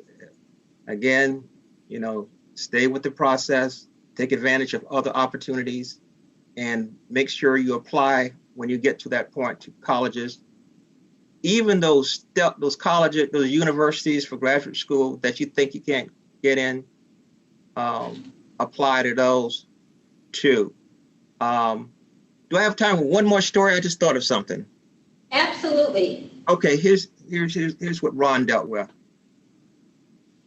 One day, Ron was working his research out in California. So I'm at graduate school in Boston. Yeah, it was like he was in an isolated area, and like CIA or somebody was around. Voice, tone to his voice. He calls me up. I pick up. I said, "Hello." I just thought, I'm going to be an astronaut. What? He said, "Yeah, I'm gonna be an astronaut." I said, "Well, you're going to be an astronaut?" He said, "Yeah." Now I'm thinking, if this guy is going to be an astronaut, I'm going to be the Pope, right? So I said, "Well, are they other applicants?" He said, "Yeah." I said, "How many others applied?" He said, "Oh, they tell me about 10, 11,000. I said, 10, 11,000? I said, "Well, how many are they looking for?"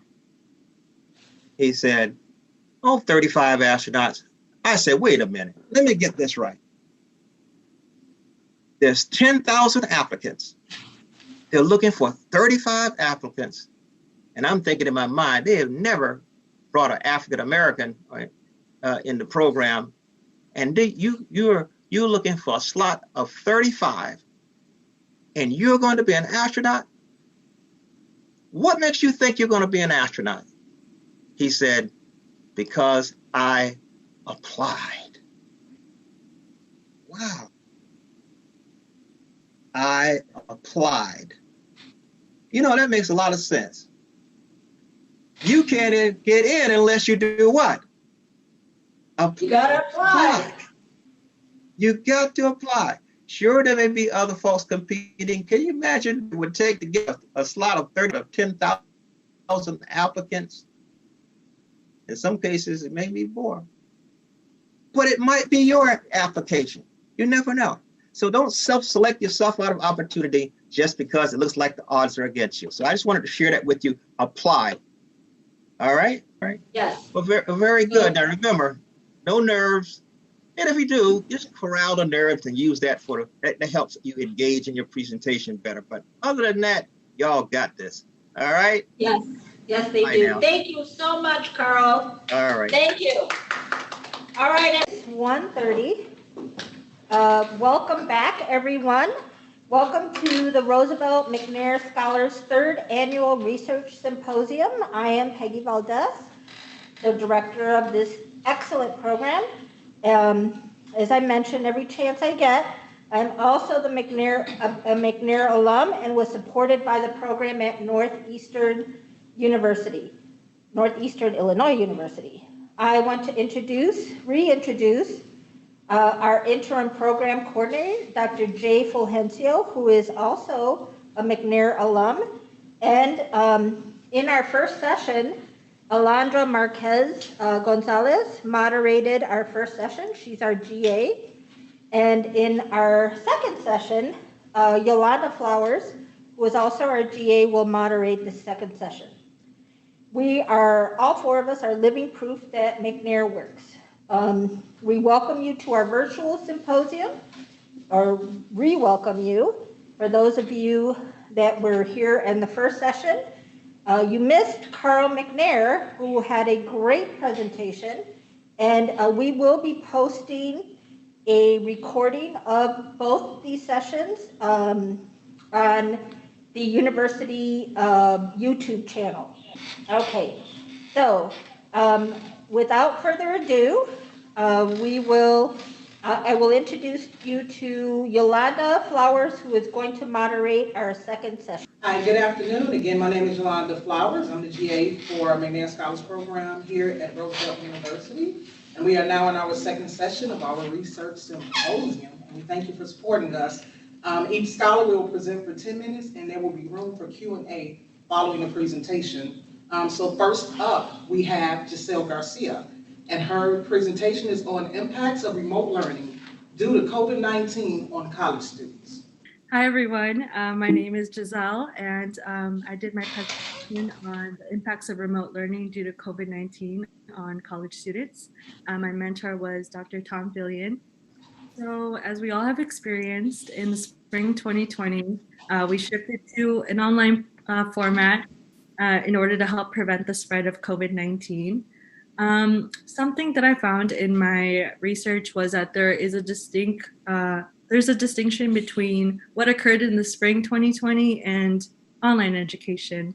Experts call this emergency remote teaching or remote learning, which is a temporary shift of instructional delivery to an alternative delivery method due to a crisis circumstance like a pandemic. So what really the biggest goal of ERT is that, to provide temporary access to instruction that would otherwise be held in person, in comparison to regular online learning where it's planned from the beginning and strategically carefully using instructional methods that are effective like in an online environment. So that's just something that I want to point out and just make sure that everyone understands. So prior to the pandemic, I had plans of researching retention-related factors that affect Latinx students. So in the literature review, I found that there was a positive impact of faculty and staff interactions on college student retention, especially for Latinx students. And the meaningful interactions with faculty and staff can have a very positive impact on a student's academic self-concept, meaning it positively impacts their positive outlook on their ability to succeed. So it influences their persistence and success. In addition to these interactions and relationships, student support resources and services also influence the success and persistence for Latinx students. So being that, the pandemic was something that has affected everyone in some way or form at a very large scale. So I decided to shift my research to, not only looking at, retention, but also what were the impacts of remote learning on college students, being that you moved from an in-person environment to an online environment. How did that affect the interaction, the ways students interacted with the university, both pre-COVID-19 and post, after the remote learning implementation? And also, what were factors that influenced the students' likelihood of returning to campus? So what I did was send out a 17-question survey via Qualtrics to the undergraduate students of the College of Arts and Sciences. I got a 6.8% survey response rate. And basically what the questions were on the survey were questions on how frequently or to what level students interacted with instructors and support staff, if they, what services and resources best supported their academics, if they were involved, in what form did they, contact instructors and support staff, being that they were like online. And the way that I analyzed the results was more of a descriptive analysis, especially on the open-ended questions and looking at frequencies. So for the interactions with instructors outside the class time, you definitely see a shift from before COVID-19 and then after the remote learning. So it's kind of interesting how they both mirror each other, where majority of the students were often reported interacting with instructors outside of class time. And then after the remote learning, majority were rarely interacting with instructors outside of class time. And then there was also like a similar shift as well for interactions with support staff members. While there was not really many students reporting that they rarely interacted with support staff members or never, there was a lot more for students reporting that they rarely or never contacted or interacted with support staff members. So that's also something I wanted to point it out, especially in regards to retention, where research shows that these interactions are really important for students' persistence and ability to succeed. So for the students that reported that they had that they were interacting and meeting with instructors and support staff, I asked, why did you go to them? And these were a couple key words in the responses that kept coming up. So one of the key words were support, and support can mean many things. Some students reported, they went to them for mental support, for emotional support, academic support, social support. Again, there's many forms. And another keyword that came up in these responses was guidance, whether it was guidance through navigating the new online format using Zoom, Blackboard, or it could be another more academic guidance, which is, being able to finish their degree or finish their program now that this change has come up of remote learning. And also, again, being that this was an abrupt change for everyone, another word that came up was encouragement and reassurance. Some students reported having troubles with mental health and going to their professors for support in relation to these issues. So I thought this was something that really reflects on why it's so important to have these interactions and in what ways professors and staff support students as well. And another two keywords that came up was describing professors or support staff were open and welcoming. I think these two words describe, the basic foundation for being able to build these relationships between like students and instructors and staff, for the instructor or staff to be encouraging students to come in and talk to them or like let them know that they're there. I think this is a really, really important foundation to have laid out for. And for the question on the survey that asked, how likely were you to return to Roosevelt? I asked students to report how likely were they to return before the implementation of remote learning and then after. As you can see, there's definitely a drastic difference. The grand majority were extremely likely to return to Roosevelt, reported to be extremely likely to return to Roosevelt in 82.8%. And then there's a 46.9% drop in extremely likelihood after remote learning. So I think this provides a really good visual of, what changes have come up. And I want to reiterate that although, I want to reiterate that this abrupt migration to remote learning has unraveled many different disruptions and obstacles for not only students, but also for staff and faculty. So there's definitely factors outside that have influenced these results and outcomes, especially for the lives of people outside of academia and outside of the university. So this brings me to my limitations. Oh, there's one more result I forgot to ask. So the factors that were most influential in deciding to come back, ranked number 1 was financial reasons. I think that was something that, it's very relevant. And the second ranked number 1 reason was satisfaction with instructors.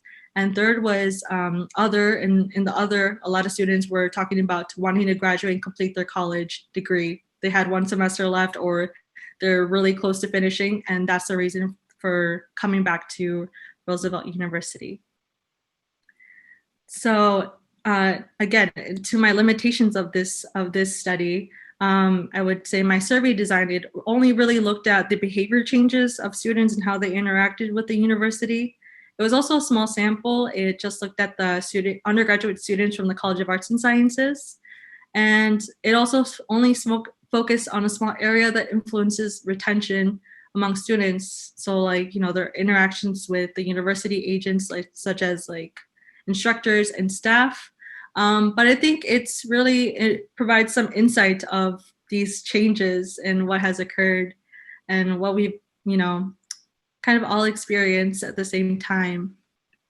So my next steps, I'm still analyzing some results, and I wanted to see if there were impacts in remote learning that particularly affected Latinx college students, and also, again, looking at the responses, what services and resources best supported students, or what resources and services could best support students under these circumstances.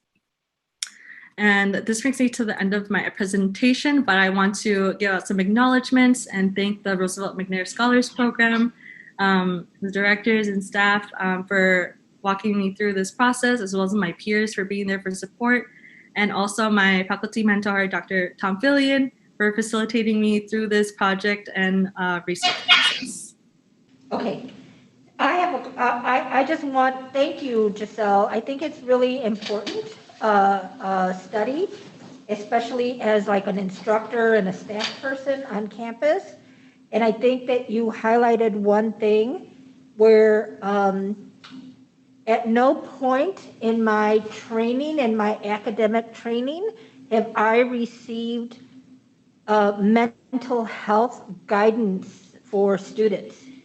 And so when a student requires that, we are ill-equipped as faculty and staff to provide that. And so I think this pandemic has really highlighted the importance of mental health training for everyone who deals with people. So thank you for that. And also Vanessa's study also, right? So we need to bump up our mental health game as in society. I see one question on here from Victoria. So Victoria asked if I meant, when I asked students how likely were they to return, if I meant to campus or to enroll at Roosevelt University. I didn't mention campus in the question. I might have said it in my presentation, but the question was, how likely were you to return to Roosevelt University? So I didn't have campus on there. I meant for it to mean like to be continue to enroll at Roosevelt University. I was just going to say, it's been a pleasure working with you, Giselle. And I think I found really interesting the response where people talked about degree completion being a driver to return. And I know there's increasing interest, I think, in trying to figure out how to have kind of work-oriented certifications and badges connected to degree programs. And I think what your study sort of reinforces my sense that that's an important thing to do. In education, you see students really driving to getting a teaching license. I think it's really interesting to think about what sort of licenses or certificates might be equally valuable to students in arts and sciences and business and other colleges. So thanks. Thank you. Okay, we'll move on to our next scholar. Presenting will be Stacy Garcia Flores, and her title is Identifying What Socio-Economic Factors Affect Post-Secondary Attainability for First-Generation Immigrants. My name is Stacy Garcia Flores, and I worked with my mentor, Levon Downey, and I'm here to present my research project titled Identifying What Socioeconomic Factors Affect Post-Secondary Ability for First-Generation Immigrants. As the immigrant population continues to grow in the United States of America, and they continue to become more adaptive to the American culture, and they begin to realize the importance of that post-secondary education has in our society, we will continue to see the presence of immigrants in post-secondary institutions continue to grow. Identifying the socioeconomic factors that hinder the ability for first-generation immigrant students can close the gap and allow them to become more successful within their societies.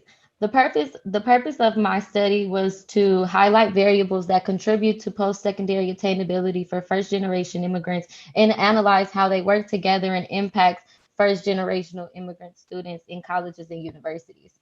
So previous literature has showed that as immigrants arrive in the U.S., they usually arrive with low levels of education and show intergenerational progress and education attainment for second-generation Americans. That means that when immigrants have come to the U.S., they usually have low levels of education, but it has shown that as the generations continue to populate, that there is an increase in educational attainment between each generation. The identification of these factors are important as several studies have shown that educational attainment is the single strongest predictor for civic participation in immigrant communities. And addressing the gap of attainability for first-generation immigrants could benefit society as a whole. My research question was, what socioeconomic factors affect post-secondary attainability between first-generation immigrants? For our methods section, we did use a regression model, which basically estimates relationships between dependent and independent variables. We used data from surveys where citizens and non-citizens alike were able to participate. The surveys were anonymous, and they provided key information. They provide key information about trends, growth, negative effects, and demographics. We looked at a number of variables. We had to pull data from several different research sites. And some of the variables that we looked at the immigration levels, education levels of immigrants, educations of second and third generation immigrants, the number of state colleges, location, tuition costs, and etc. So we used the United States Census Bureau data from 2019. And those are what's listed is just some of the variables that we pull the data from. And the second source is the Pew Research Social Demographics, and they provided key demographics specifically on the immigrant population, which we were targeting. And we got data from the National Center of Education Statistics, which we were able to gather. We were able to calculate like access and capacity and cost of each state for the universities and colleges, and for the percentage of first generation immigrants in those institutions. So our results concluded that it was a tale of 10 states. 75% of United States immigrants that are currently in or have received a college education within the last 5 years. It mostly comes from 10 states, and those being California, New York, Florida, and Texas. Those are the ones that represent the 75% of immigrant college students.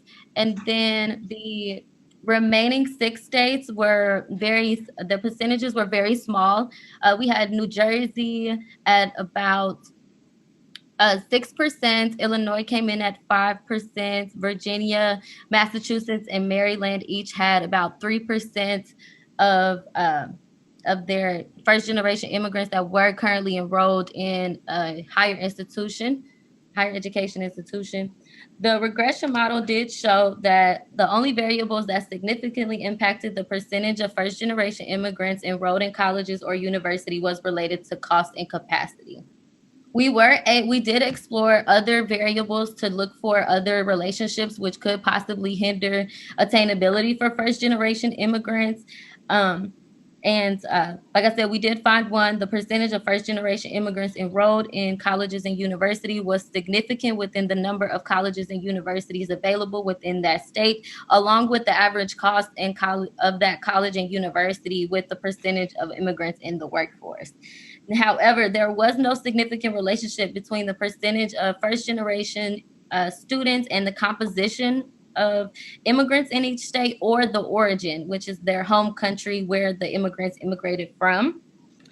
So the state's capacity as measured by the number of colleges and university, and cost as measured by average of in-state tuition, has a significant impact on the percentage of first-generation immigrants accessing college and universities, which was a similar conclusion which Gray et al. Found in 1996, that financial resources impact first and second-generation higher education for immigrants.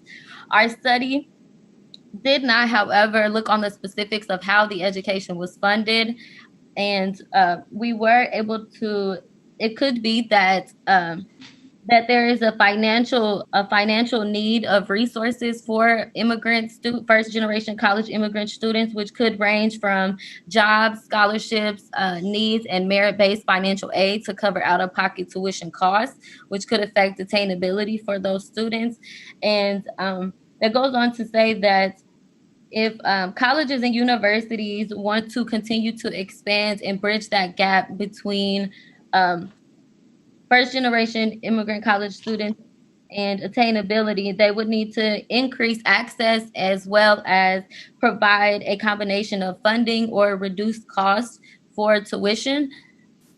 And I just want to point out that after the 2008 recession, a lot of universities cut funding, which could initially be a barrier for first generation immigrant students.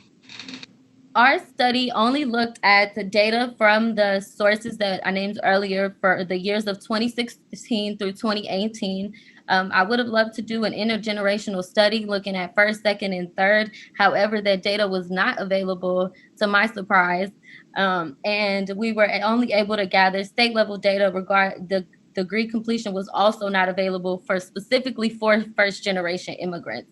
So it was pretty hard to find the data, but we were able to pull it through from a number of sources. And so in conclusion, the cost and capacity of attending the colleges and universities impacts first generation students, and states and universities with a lower average cost are more likely to have a higher percentage of first generation immigrant students. So if states want to target and increase attainability for first-generation immigrants and have a highly trained workforce and create a more civically engaged community, they must address the cost of education as well as capacity. And in conclusion, I just want to say that tuition costs for first generation students equals access.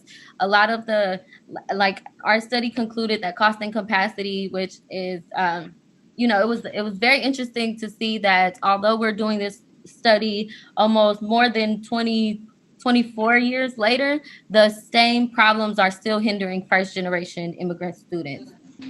And I just want to give a special thanks to my mentor, LaVon Downey, for keeping me grounded and pushing me to motivate me and continue and finish my research project, as well as the McNair Scholars Program at Roosevelt University for your continued support and all the encouraging words along the way. I know that this pandemic caused a lot of us to be very limited in our research, but with your guidance, we were able to complete it. And I'm very grateful and very appreciative for the opportunity to be in the program and to continue to give back and allow other students to continue in the McNair Scholars Program.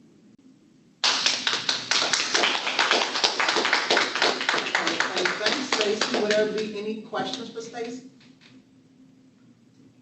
Just a comment that I wonder how this current situation, the pandemic, is going to affect the participation of first-generation college students, many who come from low-income backgrounds and might have to work instead of go to college.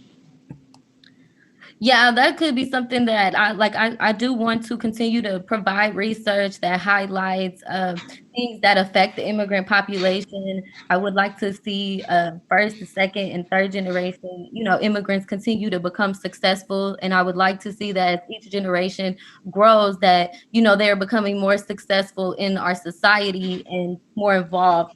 So that is something that I would like to continue to research in grad school. Yes, I have one, but from Dr. Nathan Mendez. Besides cost, do any other factors hinder access? Yes, accessibility was measured through the capacity, which is the number of colleges and universities available in that state. And then we also did an average of tuition cost, and that's how we found that it was related to cost and capacity. Okay, our next presenter is Jessica Biario, and her title is The Impact of Habitat Fragmentation on Animal Dispersed Trees in an African Biodiversity Hotspot. Okay, so my name is Jessica Villarreal, and my mentor was Dr. Nora Cordero, and my research is titled The Impact of Habitat Fragmentation on Animal Dispersed Trees in an African Biodiversity Hotspot. So fragmentation leads to a loss of species abundance and diversity and has fundamental impacts on forest structure. On the left picture, we can see an example of fragmentation, which is essentially the breaking apart of continuous habitat into distinct islands. And on the right, we just have a diagram of how species abundance and diversity is reduced as the fragment sizes get smaller. So from a plant perspective, their fruits need to attract animals in order to move the seeds. So in this picture, we see an example of a primate eating an avocado. They have really high fat content and they also have really large seeds. So they require large animals to take these seeds away from underneath the tree. If the seeds fall right underneath the tree, there's going to be high competition for nutrients, water, and the sun. And large animals also can travel much longer distances than the seed could ever get on its own. So it helps the species colonize other areas, and they can also transport large volumes of seeds at once, depending on the size of the animal and the seed. So frugivores are important mobile links for seed dispersal. And the top image, we can see these islands that do have birds. They disperse seeds that we use for crops, such as tea and chilies, and then we harvest those crops to use for products that we eat every day. And in the bottom, we see an island that does not have any birds. So they are not there to disperse those seeds, and we do not get that ecosystem service, and we don't get those crops. And lastly, the loss of frugivores such as primates and birds have a direct negative effect on seed dispersal. So as the size of fragments gets smaller, the first animals that we're going to lose are the large animals. So elephants, primates, and in Tanzania, there are hornbills. And if we lose those large animals, we lose the dispersal methods for large seeds.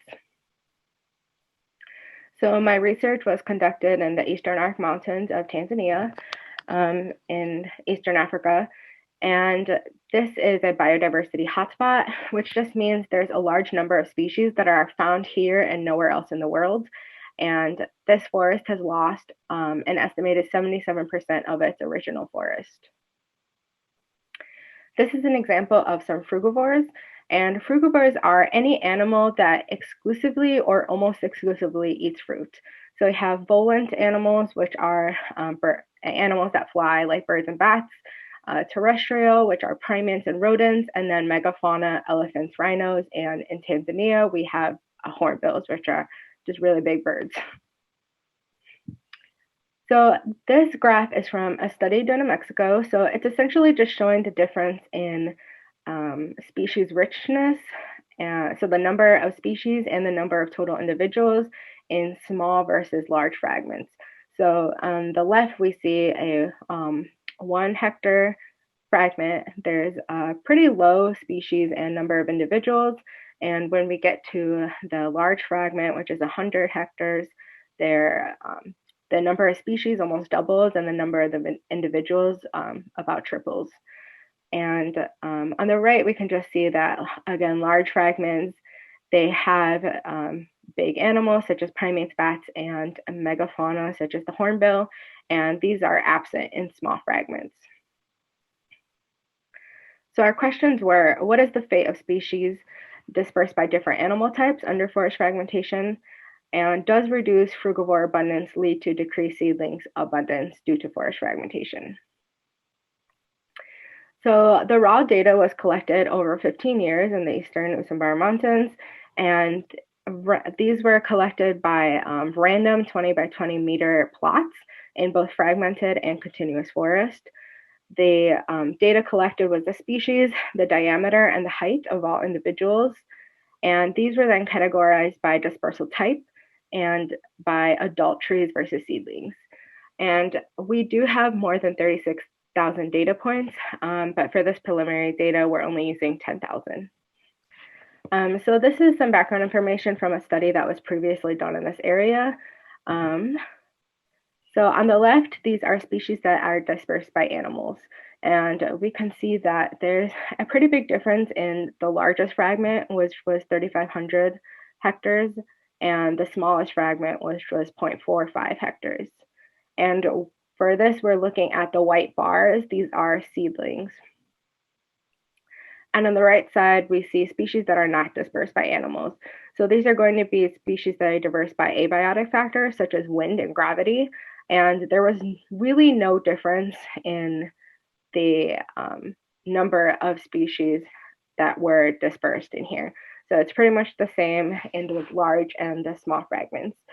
And this study overall found that recruitment of tree species was more than 3 times greater in continuous forest and large forest fragments than in small forest fragments.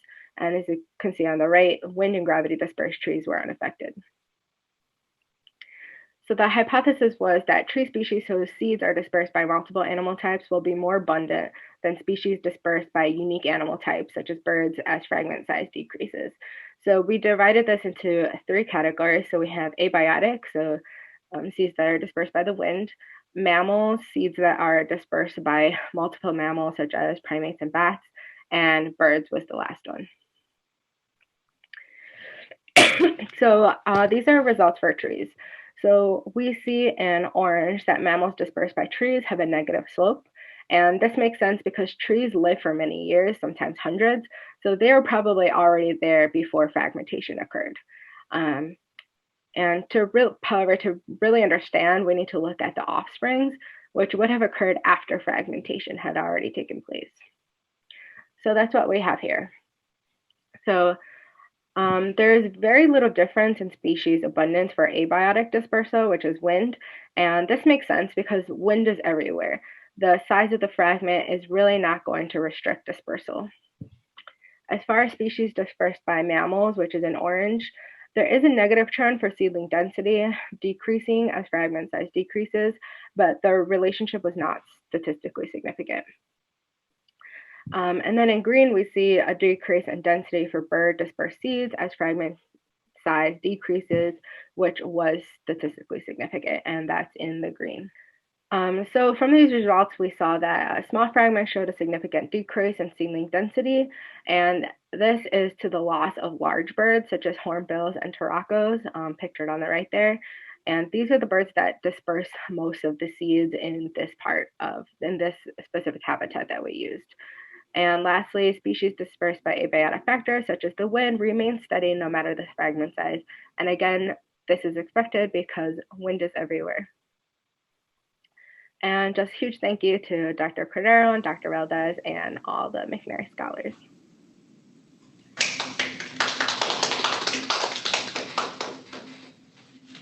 So why are big bird disbursement of seeds less?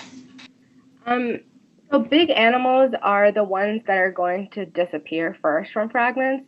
They just need more space, they need more food, and they just generally need more resources.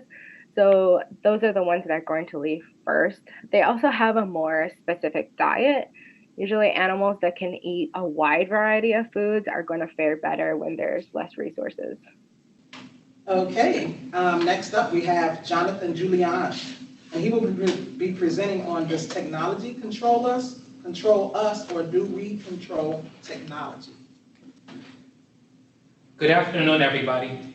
My name is Jonathan Julian. I am a rising senior at Roosevelt University. I am majoring in philosophy. My background also is in cybersecurity. The title of my presentation is titled, Does Technology Control Us, or Do We Control Technology? My abstract. Over the years, we have seen advances in different types of technology, such as AI, big data, and cybersecurity. And we still have a question that needs to be addressed. Do we have freedom of the control? Do we have control of the data that we use on a daily basis? Do we have ownership of it? Who controls it? Who has the ability to actually manage this data that we use? These are some of the questions I want to address in my topic. I will examine these topics by looking at the Lex Fridman podcast with AI and artificial intelligence and cybersecurity to answer some of these questions. Some of the problems that I want to address is, what is free will? What is freedom of speech? What is privacy? Why should I care? Why does it affect me? Who does it affect? And more importantly, why should I just care? Why should I care that, someone looks into my information? Someone says privacy shouldn't be an issue, or that in an instance that free will should just be given to everybody, not just one group of people, but everybody. Those are some of the deep questions I want to address, because it kind of raises the question that if we don't care about free will, then we don't care about freedom of speech. If we don't care about freedom of speech, then we just don't care about human existence and really adapting to society. So I learned through my process of understanding these problems that this is not just a technology issue. This is a philosophical issue that needs to be addressed, not on a community base, but a world basis. And I also say that because if we think about right now, when it comes to data, or it comes to free will, or when it comes to privacy, we can see with elections, sometimes that can be hacked, and it could be caused from different parties to pick a certain party that's best for us without our permission, or a society in a world where we believe that everything is secure. But is it really? is it really secure? When you say secure, do you mean like secure in aspect of like safe, locked in a vault, has a lot of firewalls, things that can be attacked? Or are you saying secure in the aspect of just really getting to the root cause? My motto is, we tend to judge the fruit, but not the root. The root cause is nothing secure. Nothing really is all secure. We can save ourselves by educating ourselves, but then again, nothing still is secure. Understanding more importantly the problems that come across these issues. Does it deal with consciousness? Does it deal with actually breaking down the technology and actually understanding each part? Or more importantly, does it come to an era where we're just concerned that Big Brother or somebody's watching us on a daily basis? Because when we answer these problems, we really got to understand that we may be in control of our data, but in reality, it's in control of us. We see that ever since the beginning that we can see with Amazon, when we're making suggestions on books or phones or any other item in the store. It's pretty cool, we're doing that, but in reality, why do they make recommendations for us? We didn't ask that. We never had that suggestion. We never said, hey, let's put this in my shopping cart, or we may like it, or we may not. So that deals with like tracking algorithms of the data that is presented to us on a daily basis. So you think like it's secure. You think you're safe. You think your information is out there on the internet and that nobody can have advantage of taking full control of it. But in reality, we don't read the terms and conditions. We see with social media on a daily basis. We expose our lives on there, but in reality, they're really exposing us. So it just turns to the point where we just think data is really secure. We think we're secure. Or bring it home to even more. How about 23andMe? You think you're having the aspect of learning about your culture or learning about your heritage. You spend the tube, it's cool, but once you get that back, they have full control of your data. So do you really have control of your data?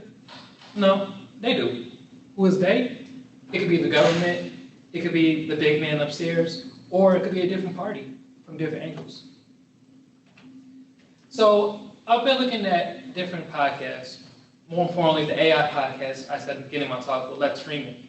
He believes that he interviewed David Chalmers, and he believes in the concept of free will.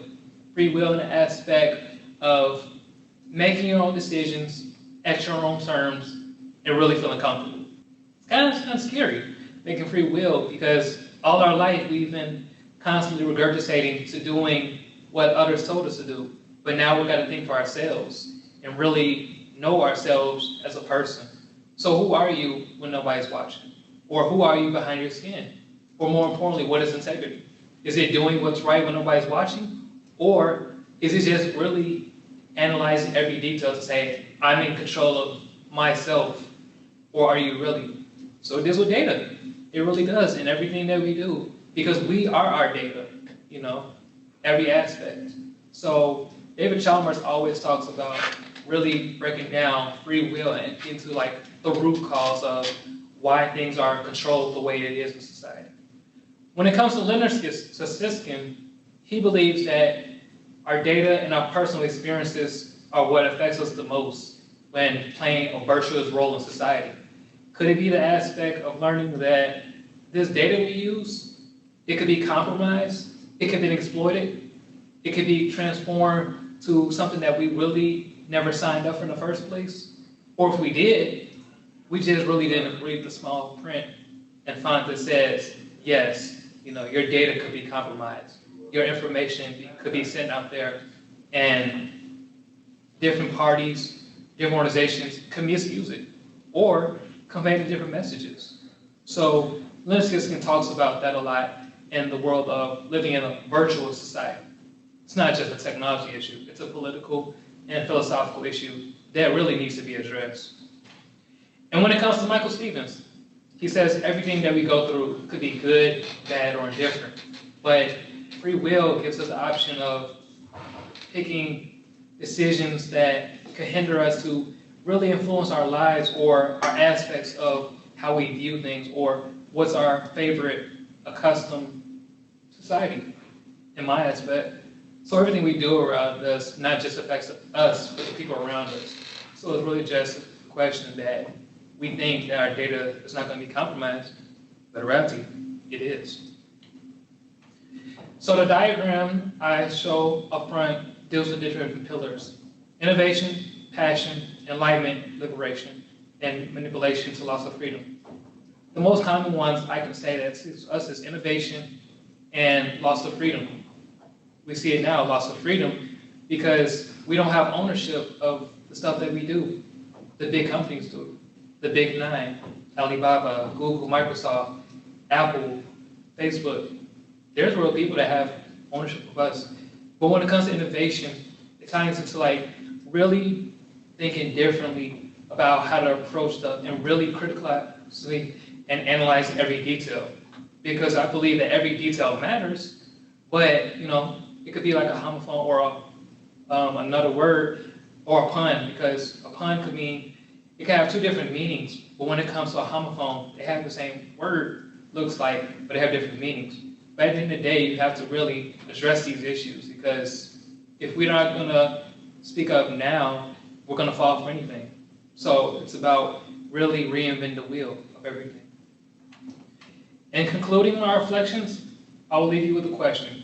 What would it take to preserve a freedom and even enhance it in a digital world? What would it make in society? Would it make it a virtuous one? Would it make it a technology issue that needs to be addressed to like not even a political issue for a whole cause or a whole world, but maybe others? My citations, I use David Chalmers, Leonard Susskind, and Michael Stevens. Acknowledgements, I would like to thank Roosevelt University. I would like to thank the McNair Scholars Program. My mentor, Dr. Socio-Economic. He's my philosophy mentor and also professor. Sandra Freak, Celeste Chamberlain, and also my parents, because without them, I wouldn't be able to think critically about how to analyze every detail. Not just differently, but in the mindset of a philosopher. I say that because I'm not just a tech person, but I'm really a critical thinker. And basically, I pay attention to every detail. Thank you. I'd like to open up the floor to any questions, comments, concerns, or any dilemmas you may have. I got a question. Okay. You talked about the manipulation of loss of freedom. Mm-hmm. How do you square that with the advanced technology you see using to manipulate social media to determine the political process?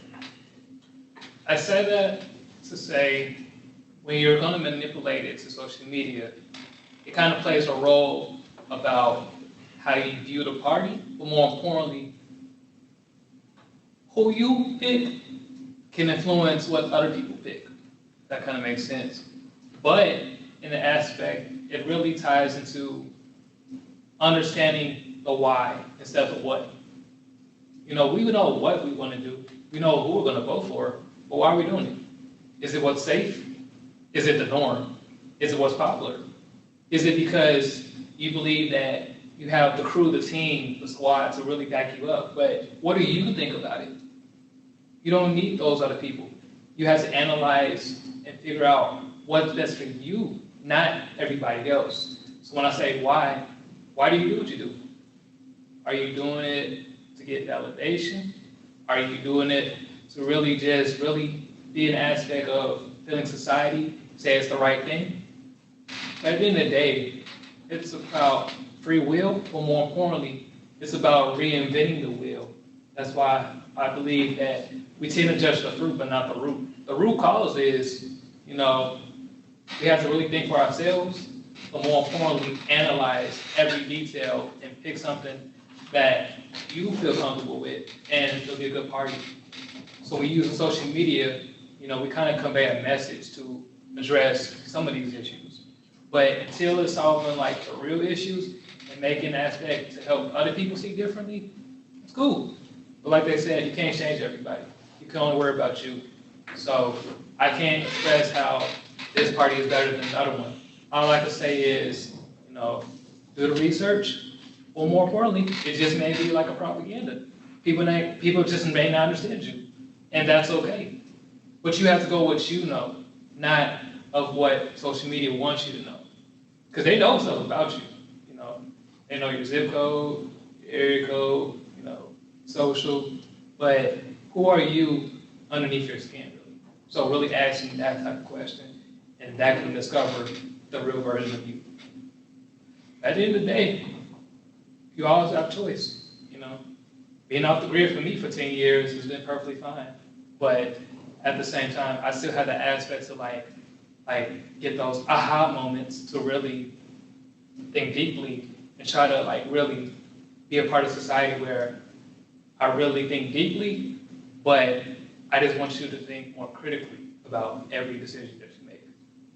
So I think, thank you, Jonathan. This is a really, really important subject, right? Because we're sharing a lot about our lives on social media right now because we're unable to be socially with the people that are closest to us, and now we're sharing stuff on media, and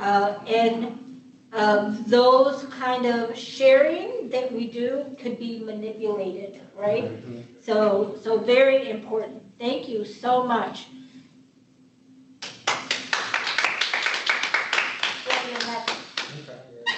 Thank you, Jonathan Julian. Our next presenter coming up is Troy Gaston, and Troy will be presenting Carceral Power, Infinite Reach. Good afternoon, everybody. I will be presenting today on carceral power, infinite reach, with the help with the lovely Dr. Laura Newsburn. I want to begin by giving you a small understanding of carceral power, right? Carceral power is surveillance of communities in a manner in which they do in prisons. The first understanding that I got of carceral power was from Michael Foucault. As a matter of fact, Dr. Peggy Valdes gave me the book, and that's what helped me expand and get an analyst, right? It gave me a lens to really view my research out of. My appendix will be of introduction, a slight overview, a little bit in depth about my question, hypothesis, justification and research of my project, a little bit background, a glimpse of the literature review, research methods, and my timelines, and of course, all of my lovely references. So I will start back with the introduction with no other than who am I? I'm Troy Gaston. I am a senior here at Roosevelt University. I major in political science.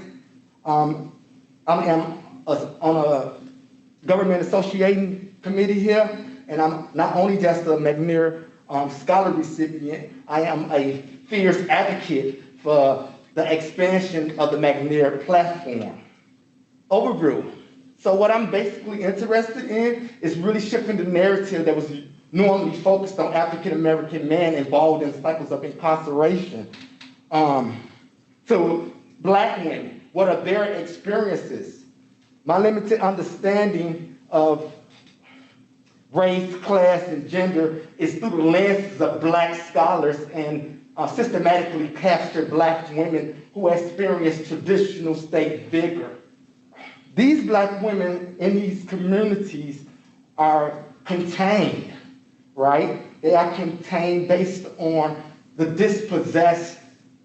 The community is dispossessed of resources that help communities prosper, right?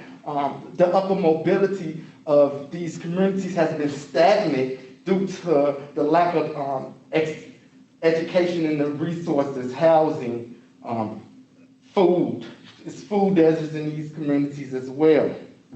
So specifically, when it comes down to Black women and what they're experiencing while these men are incarcerated, what I seek to understand is how do these women everyday experience in Chicago since the civil rights era, including finding housing, raising family, working, navigating the system. How does this reflect and affect of carceral state power? Black women's social positions have been constructed where they constrain geographically, right?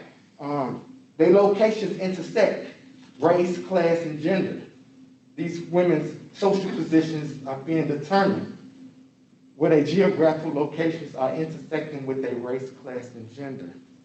So my research question, how do Black women everyday experiences in Chicago since the civil rights era, including finding housing, raising family, working, navigating the prison system, and simply residing in communities reflect the effects of carceral state power? And I wanted to put my question in here on the board so people can see, because you can get a visual of this been going on since the civil rights era and before the civil rights era.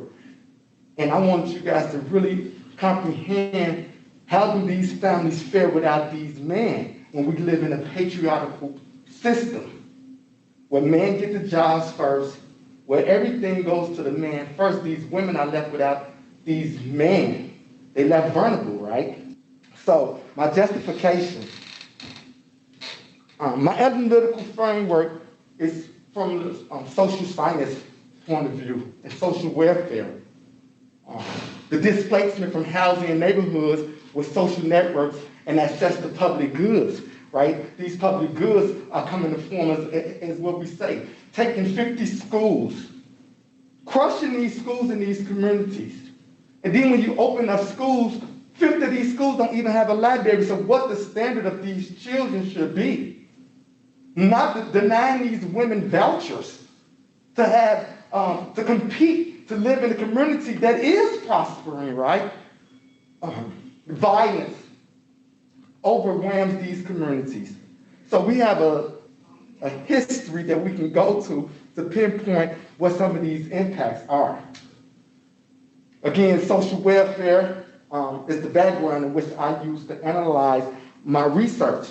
Political economy, environmental sustainability, scholars advancing the correlation between environmental sustainability and social justice. I get that initial framework from carceral power in Black Chicago, from kitchenettes, where kitchenettes were initially developed for white women to seek liberation from a patriarchal system. But it took a scholar by the name of Richard Wright to talk about the families of 13 children and a woman living in one kitchenette. But these families was transitioning from the South, running away from segregational laws, to Chicago, and they were sticking them in these kitchenettes. What were the impacts? We seen fathers leaving those kitchenettes and leaving those families alone. Then these families can also be a connection with the families in the Robert Taylor housing project because of the pattern of containment. Inglewood is another pattern where we see these families contained, architecturally constrained communities. Families are displaced to dispossessed communities, predominantly of color. My literature review will focus on cramped living spaces, constrained living experience of Black women, police forces controlling Black communities, the living vulnerabilities of Black women, and the initiative and strategies of Black women to address inequities. How have Black women resist carceral power, right? These Black women circumvent the system, circumvent what the system provides. They do hair in their kitchen, they sell a candy store, they volunteer, right? They circumvent what the system survives. Now let's talk about the impacts. This is extremely emotional for me because this is not a hoax. These names in this character's hair are real names who have been affected by carceral state power in constricted communities of color. So mass incarceration was the initial question, but mass incarceration seems to be a small symptom of constrained communities. My learning experience, Professor Norm is going to get a kick out of this as well as Peggy, because I'm able to see environmental justice can be a social justice issue when the debate is extracted from social science. With public sentiment, I believe chains are broken, judicial decisions are overturned, and congressional power is diminished. Information, education, and conscience of our part in social activities make a huge difference, and the McNair Scholars Program has gave me that belief and that beat in my heart. My research method is just a combination of quantitative and qualitative methods. I also going to use interviews and surveys. And then my timeline is really just gained approved from the review board. Began attaining data in September, and data completed by December. And here's a list of my references, and I want to give a shout out to all of my references because these people have been not acknowledged, right? And I'm going to use who I know, how I know, and speaking loudly and proudly about Michelle Alexander, Shabazz Rashad, Beverly Ritchie, Gilmore, just all of these hosts of people who have helped shape my mind and my acknowledgments. Roosevelt University professors has, oh my God, sold me to shape, right? Dr. Barrett, Dr. Love, oh my goodness, Margaret, Ron, Dr. D, Dr. Dangerous, so many people, Dr. Valdes, I love so many of y'all. Thank y'all so much. And I also, my cohort, the McNair Scholars that's in my cohort, I really appreciate y'all guys. Thank y'all so much, and y'all have a nice day.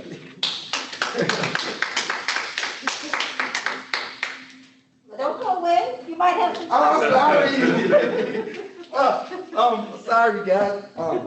Any questions? Well, I love your passion. I love your passion. I know that this is very close to your experience because I know your history, right? Mm-hmm. I know some of it, not all of it. I know some of it. So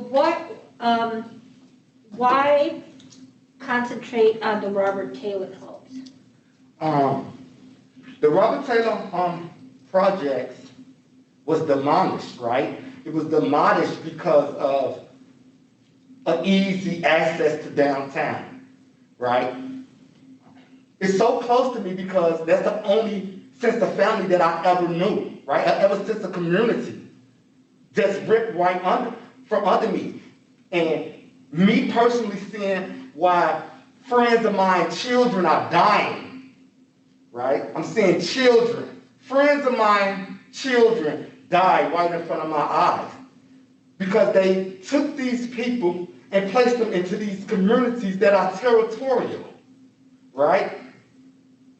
So it's so personal to me, and I'm so happy to have my mentor with me because she helped me separate that, right? Because my course, and I'm seeing that and I'm confident in that because my course should continue to expand, right? I'm constantly getting different data. My course should continue to expand. The knowledge continues to expand, so I'm open-minded to all of these things that have happened in history, and I'm able to apply them to what happened now. And now I want to expand the debate that utilizes our intersections, right? Because that's what's missing, the intersectionalities. Right? And I'm feeling like an expert up here right now. So I really appreciate everybody's time. Thank y'all for dealing with me as I deal with myself. Have a nice day. All right, thank you, Troy. Up next, we have Victoria Lopez, and she will be presenting on therapeutic applications of bicyclic aromatic derivatives. A literature review synopsis. Hello, everyone. Thank you for bearing with me today. Today, I wanted to present to you a brief synopsis or summary of the literature review that I worked on this summer on the therapeutic applications of bicyclic aromatic derivatives. So today I will be discussing the motivation that I had behind my literature review, and then I will talk about the compound classes that I investigated in my literature review, which consists of azaindols, benzimidazoles, 2H1-quinolones, and 6-methyl imidazo 2,1-B-thiazoles. And then I will also be talking about novel findings, novel compound classes that have been found to have anti-tubercular properties. And then I will wrap up my conclusion and my references. So my literature review was on tuberculosis research. So the bacterium called Mycobacterium tuberculosis is the pathogen that causes tuberculosis. And so it is an antibiotic resistant bacteria. And the problem with that is that there are two types of resistant strains of this bacteria, multi-drug resistant and extensively drug resistant bacteria. So with that, it's harder to treat tuberculosis. And so it's a global problem, especially in areas that don't have access to medications that easily. And so what my research was in the spring was that I investigated benzimidazole derivatives as antimicrobacterial agents. And so in the spring, I was synthesizing compounds that could potentially have anti-tubercular properties. And so when the pandemic began and I wasn't able to work in the lab anymore, I still wanted to do research over the summer to help identify compounds that not only treat tuberculosis, but I also wanted to expand on my research and identify other different compound classes that could help with other diseases or other ailments that we have today. So these are the 5 different compound classes that I investigated over the summer. We have all these different types of derivatives, and quoting my title, bicyclic aromatic derivatives is because as you can see here, each structure has 2 rings, and then you could see the aromaticity from the pi bonds in the structure here. And almost all these compounds did have some research on having anti-tubercular properties. However, there was one compound class that actually didn't show any research with having anti-TB activity, and that was the 7-azaindol derivatives. And I found this very interesting because right now, the 1,4-azaindol derivative class is being researched heavily as an anti-tubercular agent. So it just kind of shows the structure to function relationships that we look at in science, and that the difference in the nitrogen position can impact how well a chemical could or cannot be utilized as a drug.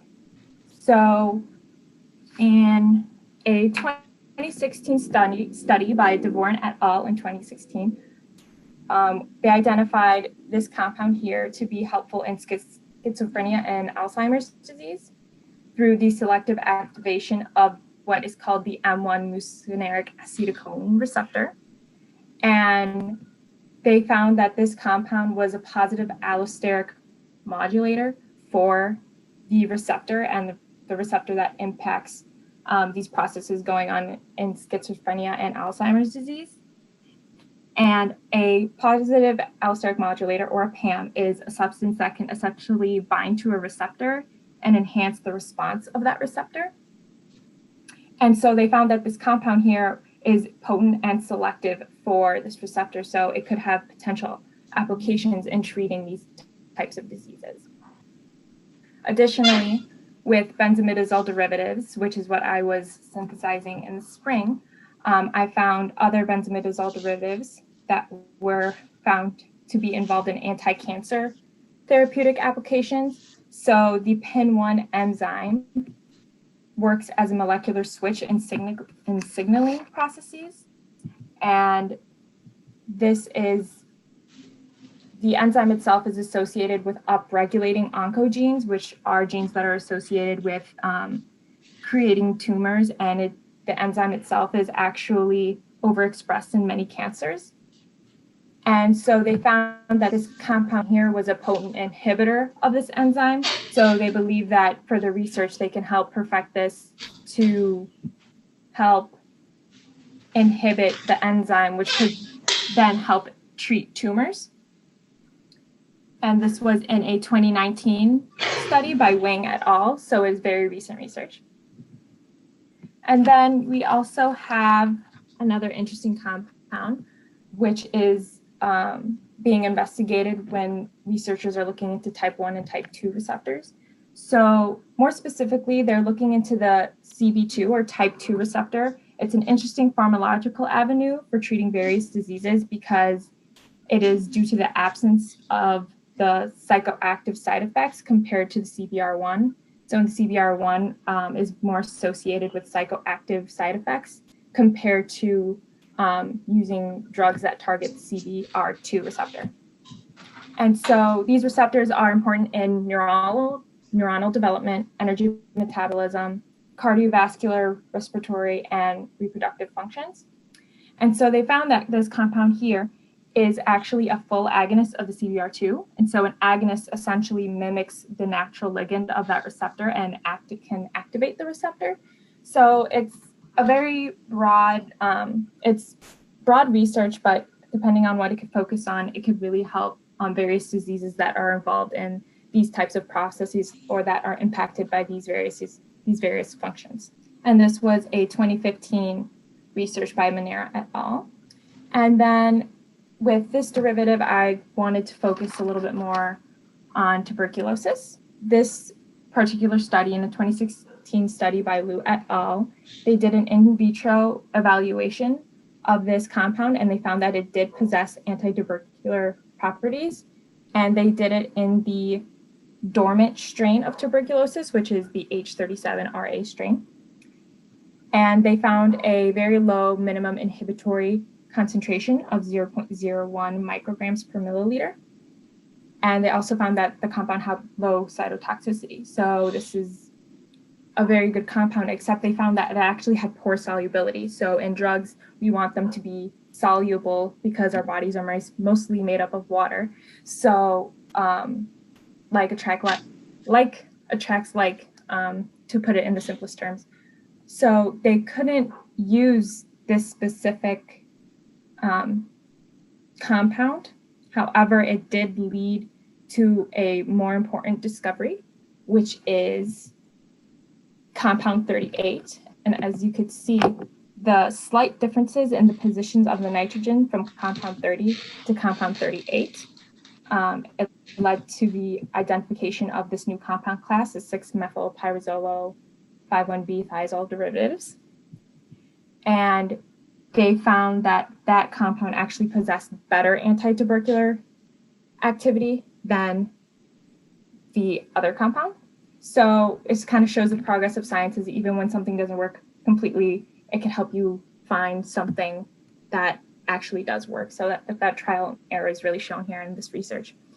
And then other novel antitubercular compounds that were found that I identified in my literature review were the 1,3,4-oxidizole derivatives, which is this compound here. And this compound had the minimum inhibitory concentration of 0.6, which is low. So they were showing that these were potent compounds against tuberculosis. And they actually found this activity against a pre-XDR clinical isolate of MTB. So as I mentioned earlier, you have two different strains of tuberculosis that are resistant, the MDR and the XDR. So they actually showed this activity against a very drug-resistant form of tuberculosis, which is very, very important research right now, as antibiotic resistance is a big problem, not simply with tuberculosis, but with many other illnesses and diseases today. And then the final novel compound that I found for antitubercular activity was the 2,4,5 trisubstituted thiazoles. This was from a recent study by Corrale in 2019. And they actually found that this compound inhibited dormant MTB. So dormant tuberculosis doesn't essentially give you all the symptoms as one with active virulent tuberculosis would have, but it could still be activated later on. So dormant tuberculosis is still a problem, and we want to be able to target that before it could somehow become active. And and they found 82% inhibition at 10 millimolar concentration in the dormant strain. So essentially today I covered the intentions of my literature review and my motivations behind it, and we explored the therapeutic applications of all of these different compound classes and how one can lead to another, as we saw with the thiazole derivatives, and then how these chemical classes can help in drug development with many diseases, including schizophrenia, Alzheimer's, cancer, and tuberculosis, of course. I just wanted to thank everyone for their help and support, especially Dr. O for his guidance, my mentor, and to the McNair Scholars Program for their support. Here are my references, and I am excited to answer any of your questions. I have a question. Yes. So how do you think the opportunity, given that most of your experience when you do research, you would be in a lab, right? Yeah. And that's what I think counts when you're either biology or a chemistry student, it's being in the lab. But how do you think, or do you think that having the opportunity to conduct a comprehensive lit review, do you think that was beneficial to you, and would it be beneficial in the lab? I think it was very beneficial because a lot of the things that are done in the lab are derived from literature because you're looking at different protocols, what worked already for somebody else. And especially with drug design and synthesis, you want to be looking for something new and not something that was already done before in the research. So looking into the research helped me a lot. I think I learned a lot theory-wise. I learned a lot of the differences between, allosteric modulators versus inhibitors versus agonists and antagonists. And knowing those theories when you're in the lab is really important. So yeah, I think it was very helpful for me to do this literature review because I think a lot of what I learned could be applied in the lab, especially once you start getting into the nitty-gritty of reading the literature, seeing exactly what the scientists did to get to their results. Yeah, and it helps a lot, especially when you need to come up with a novel protocol in the lab. So I think in the future, once I do get back in the lab, it's going to help a lot, already having all of this information compiled. Good, I'm glad. That's the answer I wanted to hear. Good. Excellent. Well, I actually understood some of what you were explaining, and you can tell that you were able to read and get a lot of information. So good job.